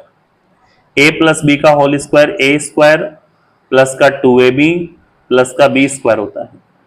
a स्क्वायर यानी a के स्थान पे तो हम अंडर रूट 5 रख देंगे और b के स्थान पे हम अंडर रूट 2 रख देंगे। a स्क्वायर यानी अंडर रूट 5 का स्क्वायर प्लस 2, a के स्थान पे अंडर रूट 5, b के स्थान पे under root 2 plus b square यानी अंडर रूट 2 का स्क्वायर। आगे कैलकुलेट करें, √5 का स्क्वायर 5 होता है। 2 √5 को √2 से गुणा करा दिया तो √10 हो गया। √2 का स्क्वायर कितना होता है 2। 5 और 2 को जोड़ा तो 7, प्लस में कितना दे रखा है 2 √10। ये इसका आंसर है। ठीक है, इसका चौथा क्वेश्चन क्या दे रखा है। फोर्थ क्वेश्चन हमें दिया गया है √5 माइनस का √2 और √5 प्लस का √2। ठीक है, एक बार प्लस में है, फॉर्मूला कौन सा लग जाएगा a माइनस बी, और एक बार प्लस में है a प्लस बी। फॉर्मूला क्या बना a² माइनस बी स्क्वायर। एक बार प्लस में लिख दो और एक बार माइनस में स्क्वायर के लिए। a² यानी √5 का स्क्वायर माइनस b² यानी √2 का स्क्वायर। ठीक है, यहां तक √5 का स्क्वायर 5 होता है, √2 का स्क्वायर 2, घटाया कितना आ जाएगा 3। ये इसका सरल रूप है। इस तरह से क्वेश्चन नंबर 2 को हमें सूत्र और गुणा के रूप में हल करना था। ठीक है, यहां तक नेक्स्ट क्वेश्चन की तरफ बढ़ते हैं। क्वेश्चन नंबर 3 हमें दे रखा है, याद कीजिए कि पाई को एक वर्त की परिधि C तथा व्यास D के अनुपात के रूप में परिभाषित किया जाता है, अर्थात पाई को C/D के रूप में लिखा जाता है। इस तथ्य का खंडन करता प्रतीत होता है कि पाई अपरिमेय संख्या है। आप इस विरोधाभास का समाधान कैसे करेंगे, देखना समझना इस बात को। क्वेश्चन में कहा गया है कि जो पाई है वो एक प्रकार की अपरिमेय संख्या होती है। पाई जो है वो एक प्रकार की क्या होती है, अपरिमेय संख्या होती है। लेकिन पाई के सूत्र की हम बात करें तो उसे वर्त की परिधि यानी C और वर्त का व्यास यानी D, इसके अनुपात के रूप में लिखते हैं। तो ये कौन सी संख्या होती है, परिमेय संख्या। ये कौन सी संख्या होती है, परिमेय संख्या। अब अपरिमेय संख्या तो परिमेय संख्या के बराबर नहीं हो सकती, तो ये कथन तो विरोधाभास स्थिति पैदा कर रहा है। तो इसका समाधान हम कैसे करेंगे, तो इसका समाधान का तरीका क्या है, परिधि और व्यास को हम आगे सोल्व करेंगे तो वो किसके रूप में आएगी, पाई के रूप में। पाई जो है वो अपरिमेय संख्या है और परिधि बटा व्यास जो है वो परिमेय संख्या है। तो अपरिमेय संख्या का ही निराकरण हम करेंगे। तो इसके लिए हम पाई और उसका सूत्र सरकमफ्रेंस और डायमीटर यानी परिधि और व्यास के रूप में लेके चलते हैं। हम ये जानते हैं कि वर्त की जो परिधि होती है उसका सूत्र क्या होता है, 2πr। क्या होता है, 2πr। और हम जानते हैं कि जो व्यास होता है वह त्रिज्या का 2 गुना होता है, तो हमने r का ट्वाइस कर दिया, 2 गुना कर दिया। अब यहां देखो 2 से 2 और r से r कटा, तो क्या पाई बराबर पाई के रूप में परिभाषित हो रहा है क्या, अतः अपरिमेय संख्या के रूप में ही परिभाषित हो रहा है। इस तरह हम इस कथन के विरोधाभास का निराकरण कर सकते हैं। ठीक है, नेक्स्ट क्वेश्चन की तरफ बढ़ते हैं। क्वेश्चन नंबर 4 हमें दे रखा है, संख्या रेखा पर √9.3 को दर्शाइए। इंपॉर्टेंट क्वेश्चन है और ध्यान से समझना है इसे। संख्या रेखा पर हम किस तरह से √9.3 को दर्शाते हैं, इसके लिए हमें क्या करना होगा कि स्केल से 9.3 सेंटीमीटर का एक लंबा रेखाखंड हमें बनाना होगा। स्केल से 9.3 सेंटीमीटर का एक लंबा रेखाखंड बनाते हैं। ये तो इसका शुरुआती पॉइंट हो गया, 9 के बाद में 9.1, 9.2, 9.3, ये इसका एक पॉइंट हो गया। इसके आगे हमें क्या करना होता है, 1 सेंटीमीटर और लेके चलना होता है। तो 9.3 में अगर 1 सेंटीमीटर जोड़ेंगे तो 10.3, तो ये तो रहा 10 सेंटीमीटर, 10.1, 10.2, 10.3, ये 10.3 सेंटीमीटर आ जाएगा। ठीक है, अब हम क्या करते हैं, तीनों बिंदु को मिलाते हैं। एक तो ये वाला बिंदु है, एक ये वाला बिंदु है और एक ये वाला बिंदु है। ये हमारे पास 9.3 सेंटीमीटर और उसके आगे 1 सेंटीमीटर का लंबा रेखाखंड बन जाएगा। इसका नाम रखेंगे A, इसका नाम रखेंगे B और इसका नाम रखेंगे C। ठीक है, ये कितने सेंटीमीटर का था हमारे पास, 9.3 सेंटीमीटर का, और 1 सेंटीमीटर हमने आगे बढ़ाया तो ये 1 सेंटीमीटर हो गया। उसके बाद हमें क्या करना है, इस AC रेखाखंड का लंब समद्विभाजन करना है। AC रेखाखंड का लंब समद्विभाजन करने के लिए प्रकार की नोक हम C पे रखेंगे, पेंसिल की नोक इस रेखाखंड के आधे से थोड़ा सा ज्यादा लाना है।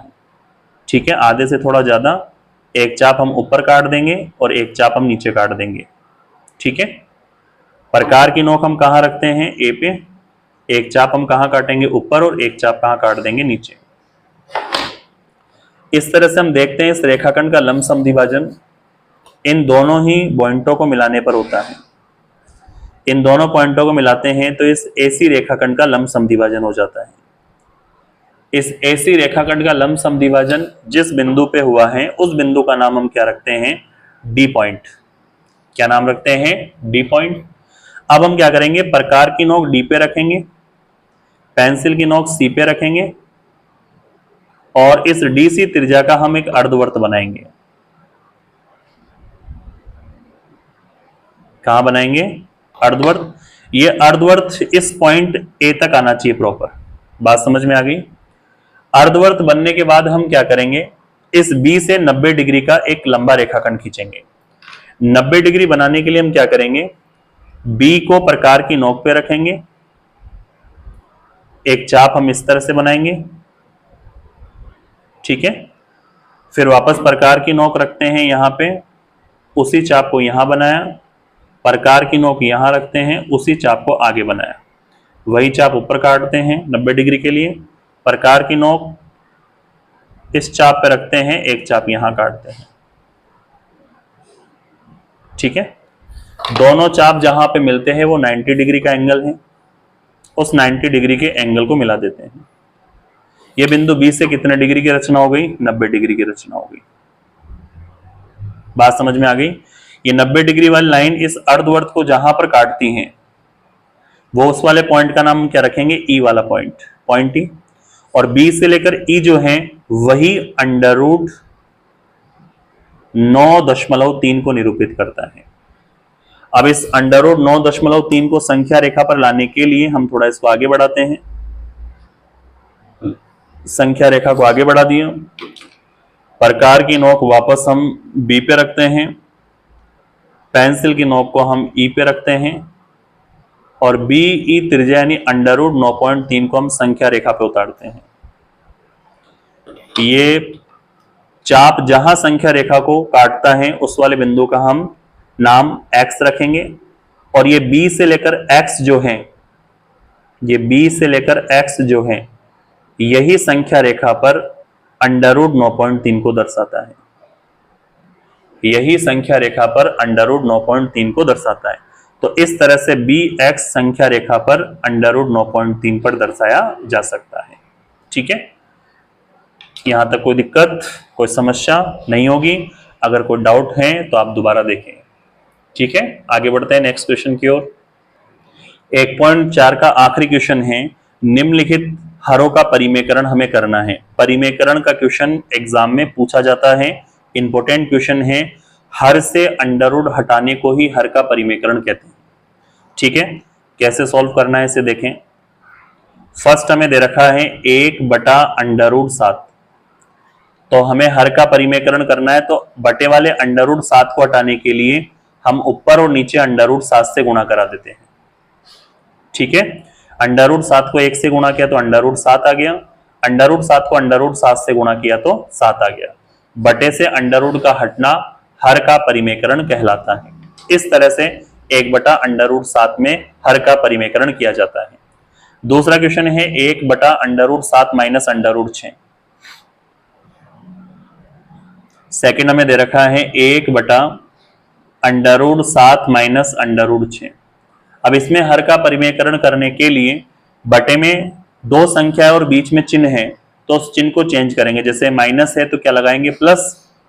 तो √7 चिन्ह चेंज किया तो प्लस, √6 को ऊपर गुणा करा दिया, √7 प्लस √6 को नीचे गुणा करा दिया। कैलकुलेट करते हैं, √7 प्लस √6 को 1 से गुणा करना है तो √7 प्लस √6 आएगा, और बटे में इन दोनों गुणा करेंगे तो एक बार माइनस में है √7 माइनस √6, और एक बार प्लस में है √7 प्लस √6, दोनों को साथ साथ लिख दिया। अब एक बार माइनस में और एक बार प्लस में, तो फॉर्मूला हो जाएगा a minus b a plus b. Formula होता है a² माइनस b²। ऊपर वाला √7 प्लस √6 तो एज इट इज है, a² यानी √7 का स्क्वायर माइनस b² यानी √6 का स्क्वायर। फॉर्मूला लगा दिया, ऊपर वाला पोर्शन एज इट इज है, √7 प्लस √6, √7 का स्क्वायर किया तो 7, √6 का स्क्वायर किया तो 6। कैलकुलेट करते हैं तो √7 प्लस √6 एज इट इज है, 7 में से 6 गया तो 1, बटे से अंडर हटाना हर का परिमेकरण कहलाता है। ठीक है प्यारे विद्यार्थी, यहां तक। अगला देखिए तीसरा, 1/√5 प्लस √2 का हमें परिमेकरण करना है। थर्ड में दे रखा है 1/√5 प्लस √2, तो प्लस है तो माइनस कर देंगे, √5 माइनस √2, और ऊपर भी गुणा करा देंगे और नीचे भी गुणा करा देंगे। ठीक है, यहां तक। ऊपर वाले 1 से गुणा कराएंगे तो क्या आ जाएगा, √5 माइनस √2, और नीचे इन दोनों को साथ साथ लिख देंगे, एक बार प्लस में है तो √5 प्लस √2, और एक बार माइनस में है √5 माइनस √2। कैलकुलेट करते हैं, √5 माइनस √2 एज इट इज है, ओपन किया, एक बार प्लस में और एक बार माइनस में है तो a स्क्वायर यानी √5 का स्क्वायर माइनस b स्क्वायर यानी √2 का स्क्वायर। कैलकुलेट करें, ये तो रहा √5 माइनस √2 बटे में √5 का स्क्वायर किया तो 5 और √2 का स्क्वायर किया तो 2। ऊपर एज इट इज है √5 माइनस √2, 5 में से 2 को घटाया कितना आ जाएगा 3, बटे से अंडर हट चुका है, यही हर का परिमेकरण कहलाता है। ठीक है, फोर्थ नंबर क्वेश्चन देखिए क्या दे रखा है। इसका फोर्थ नंबर क्वेश्चन है 1/√7 माइनस 2। फोर्थ नंबर क्वेश्चन को लिखते हैं 1/√7 माइनस 2, तो चिन्ह चेंज करेंगे, √7 प्लस 2 ऊपर गुणा करा दिया, √7 प्लस 2 नीचे गुणा करा दिया। ठीक है, ऊपर 1 के साथ गुणा कराते हैं, √7 प्लस 2, तो यही आ जाएगा √7 प्लस 2। दोनों को साथ साथ लिखते हैं, एक बार √7 माइनस 2 को लिख दिया और एक बार √7 प्लस 2 को लिख दिया। क्लियर है कैलकुलेशन यहां तक? आगे देखो, ऊपर वाला तो √7 प्लस 2 एज इट इज है, नीचे एक बार माइनस एक बार प्लस का फॉर्मूला लग जाएगा, a स्क्वायर यानी √7 का स्क्वायर, b स्क्वायर यानी 2 का स्क्वायर। कैलकुलेट किया, ये तो आ जाएगा √7 प्लस 2। यहां पर हम कैलकुलेट करते हैं, √7 का स्क्वायर कितना हो गया 7, और 2 का स्क्वायर कितना हो गया 4। √7 प्लस 2 एज इट इज है, 7 में से 4 गया तो 3, बटे से अंडर हटाना हर का परिमेकरण कहलाता है। इस तरह से क्वेश्चन नंबर 5 और प्रश्नावली 1.4 कंप्लीट होती है। अब हम 1.5 की तरफ बढ़ते हैं। अगर यहां तक कोई दिक्कत, कोई डाउट अगर रहता है तो आप वीडियो को रिपीट करके जरूर देखना। अभी तक आपने अगर वीडियो को लाइक नहीं किया है तो वीडियो को लाइक जरूर कर देना, और चैनल को सब्सक्राइब नहीं किया है तो चैनल को सब्सक्राइब जरूर कर देना, क्योंकि आपका एक सब्सक्राइब हमें मोटिवेशन करता है आपके लिए और बेहतरीन वीडियो बनाने के लिए। चलिए 1.5 की तरफ बढ़ते हैं। एक्सरसाइज 1.5 का पहला क्वेश्चन हमें दे रखा है कि दिए गए मानों को हमें ज्ञात करना है। सबसे पहले हमें दे रखा है 64 की पावर 1/2, तो 64 के हम अभाज्य गुणनखंड करते हैं। 64 के अभाज्य गुणनखंड करेंगे, 2 का भाग दिया इसमें 32 बार गया, फिर 2 का भाग दिया 16 बार गया, 2 का भाग दिया 8 बार गया, 2 का भाग दिया 4 बार गया, 2 का भाग दिया 2 बार गया, और फिर 2 का भाग दिया 1 बार गया। तो 2 कितनी बार आ रहा है, 1 2 3 4 5 6, तो 2 की पावर 6 को ही 64 कहते हैं, और उसकी होल पावर हमें 1/2 दे रखी है। यहां पर हम एक सूत्र लगाएंगे, a की पावर m और होल पावर n हो तो a की पावर m गुणा n के रूप में लिखा जाता है। तो a की पावर m और होल पावर n हो तो a की पावर m गुणा n के रूप में लिखा जाता है। 2 से काटते हैं, 2 एकम 2, 2 दूना 4, 2 तिया 6, तो 2 की पावर कितनी आ जाएगी, 3 एकम 3, 2 की पावर 3 का मतलब 2 गुणा 2 गुणा 2 3 बार लिखना है, और गुणा कराते हैं 2 दूना 4, 4 दूना 8, तो 64 की पावर 1/2 का मतलब होता है 8। ठीक है, इसी तरह से सेकंड क्वेश्चन दे रखा है हमें 32 की पावर 1/5। सेकंड क्वेश्चन हमें दे रखा है 32 की पावर 1/5। 32 के जब आप अभाज्य गुणनखंड करोगे तो 2 की पावर कितना बनेगा 5 और उसकी पावर कितनी दे रखी है 1/5। यहां पे सूत्र वापस लग जाएगा a की पावर m की power whole power n, a की पावर m की होल पावर n बराबर a की पावर m गुणा n होता है। तो a की पावर यानी 2 की पावर 5 गुणा 1/5 होता है। 5 से 5 कटेगा, 2 की पावर कितनी बनेगी 1 और 2 की पावर 1 का मतलब कितना होता है 2 होता है। ठीक है, यहां तक। इसका थर्ड क्वेश्चन देखिए, तीसरा क्वेश्चन क्या दे रखा है। तीसरा क्वेश्चन है 125 की पावर 1/3। 125 के अभाज्य गुणनखंड होता है 5 की पावर 3, 5 25, 25 पंजे 125 और उसकी होल पावर कितनी दे रखी है 1/3। इसको ऐसा लिख सकते हैं a की पावर m की होल पावर n, जो a की पावर m गुणा n को दर्शाती है। इसको हल करेंगे, 5 की पावर 3 गुणा में कितना हो जाएगा 1/3, 3 से 3 कट जाएगा, 5 की पावर कितना बचेगा 1, 5 की पावर 1 का मतलब क्या होता है 5। इस तरह से 125 की पावर 1/3 का उत्तर कितना आ जाएगा 5। ऐसे इन क्वेश्चनों को हल करना है। ठीक है, नेक्स्ट क्वेश्चन की तरफ बढ़ते हैं। सेकंड क्वेश्चन हमें दे रखा है 9 की पावर 3/2 को हमें सॉल्व करना है। सॉल्यूशन फर्स्ट, 9 की पावर कितनी है 3/2, तो 9 को हम लिख सकते हैं 3 की पावर 2, क्योंकि 3 तिया 9 होता है और उसकी पावर कितनी दे रखी है 3/2। यहाँ पे सूत्र लगा देंगे, a की पावर m की होल पावर n जब कभी आए तो उसे a की पावर m गुणा n कहते हैं। तो ये हो जाएगा 3 की पावर 2 गुणा कितना हो जाएगा 3/2, 2 से 2 कट जाएगा, तो 3 की पावर कितनी बचेगी 3, 3 की पावर 3 को 3 बार गुणा करके लिखेंगे, 3 गुणा 3 गुणा 3, 3 तिया 9 तिया 27, इसका आंसर आ जाएगा। ठीक है, अगला दे रहा 32 की पावर 2/5। सेकंड क्वेश्चन, 32 की पावर कितना है 2/5। अभी अभी हमने 32 के टुकड़े किए थे, 2 की पावर 5 हुआ था और उसकी पावर कितनी दे रखी है 2/5।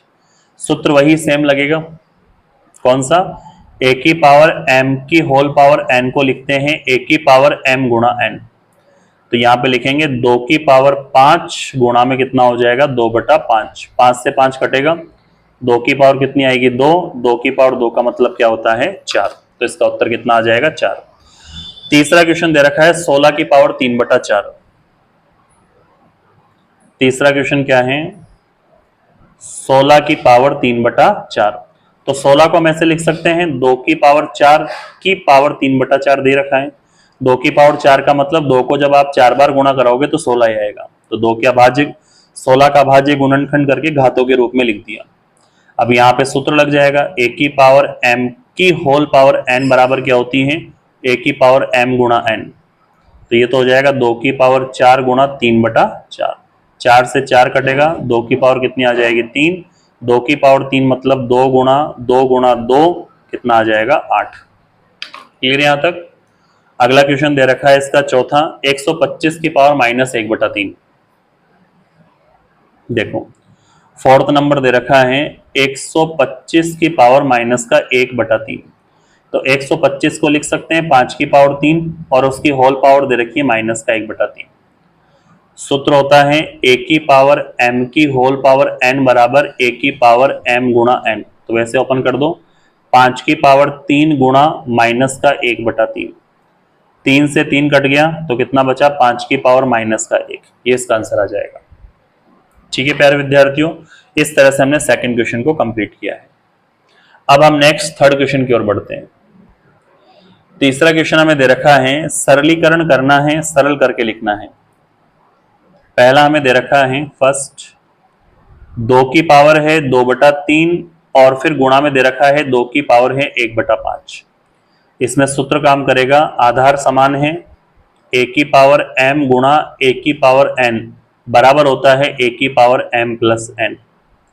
तो आधार समान है तो एक बार आधार को लिख दो, घाते जुड़ जाएगी, 2/3 प्लस 1/5। एलसीएम ले लो, ये तो रहा 2, यहां पर 5 और 3 का लघुत्तम कितना आ जाएगा 5 3 15, 5 को 2 से गुणा किया तो 5 दूना 10 प्लस 3 को 1 से गुणा किया तो 3 एकम 3।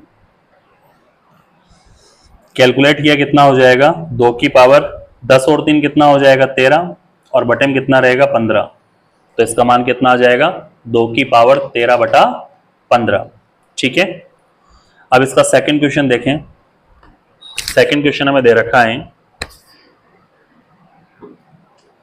क्वेश्चन नंबर सेकंड है।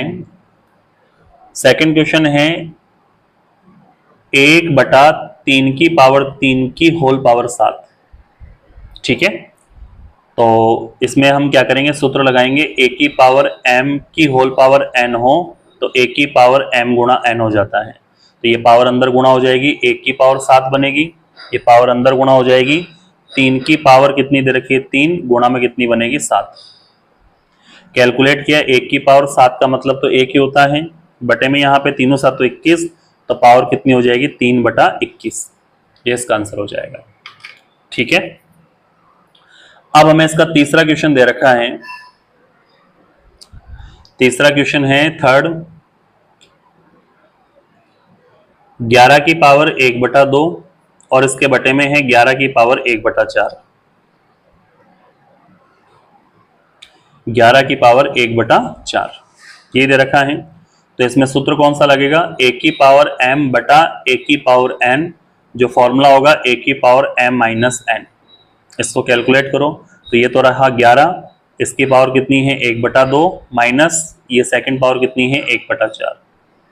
एलसीएम लेते हैं, 1/2 और 1/4, तो बटे के 2 और 4 का लघुत्तम कितना आ जाएगा, 4। 2 का भाग 4 में दिया, 2 दूना 4 2 बार गया, 2 को ऊपर वाले 1 से गुणा किया 2, माइनस 4 में 4 का भाग दिया 1 बार गया, 1 को ऊपर वाले 1 से गुणा किया तो 1, कितना आ जाएगा 11, और उसकी पावर 2 में से 1 गया तो 1, और बटे में कितना आ जाएगा 4।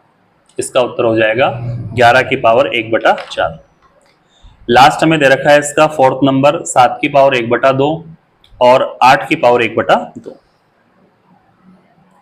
देखो चौथा क्वेश्चन, 7 की पावर 1/2 और 8 की पावर 1/2, आधार अलग अलग हैं, घाते सेम हैं, तो सूत्र कौन सा बनेगा, a की पावर m गुणा b की पावर m, तो ये हो जाएगा a b को गुणा करा देंगे, पावर को कॉमन ले लेंगे, ए बी यानी 7 और 8 को गुणा करा देंगे, पावर कॉमन ले लेंगे, यानी 1/2। 7 और 8 को गुणा किया तो 7 8 56, और उसकी पावर कितनी हो जाएगी 1/2। ये इसका आंसर है। ठीक है प्यारे विद्यार्थियों, यहाँ पे आपकी प्रश्नावली 1.5 कंप्लीट होती है। अब हम इस प्रश्नावली 1 के एग्जाम्पल सॉल्व करेंगे।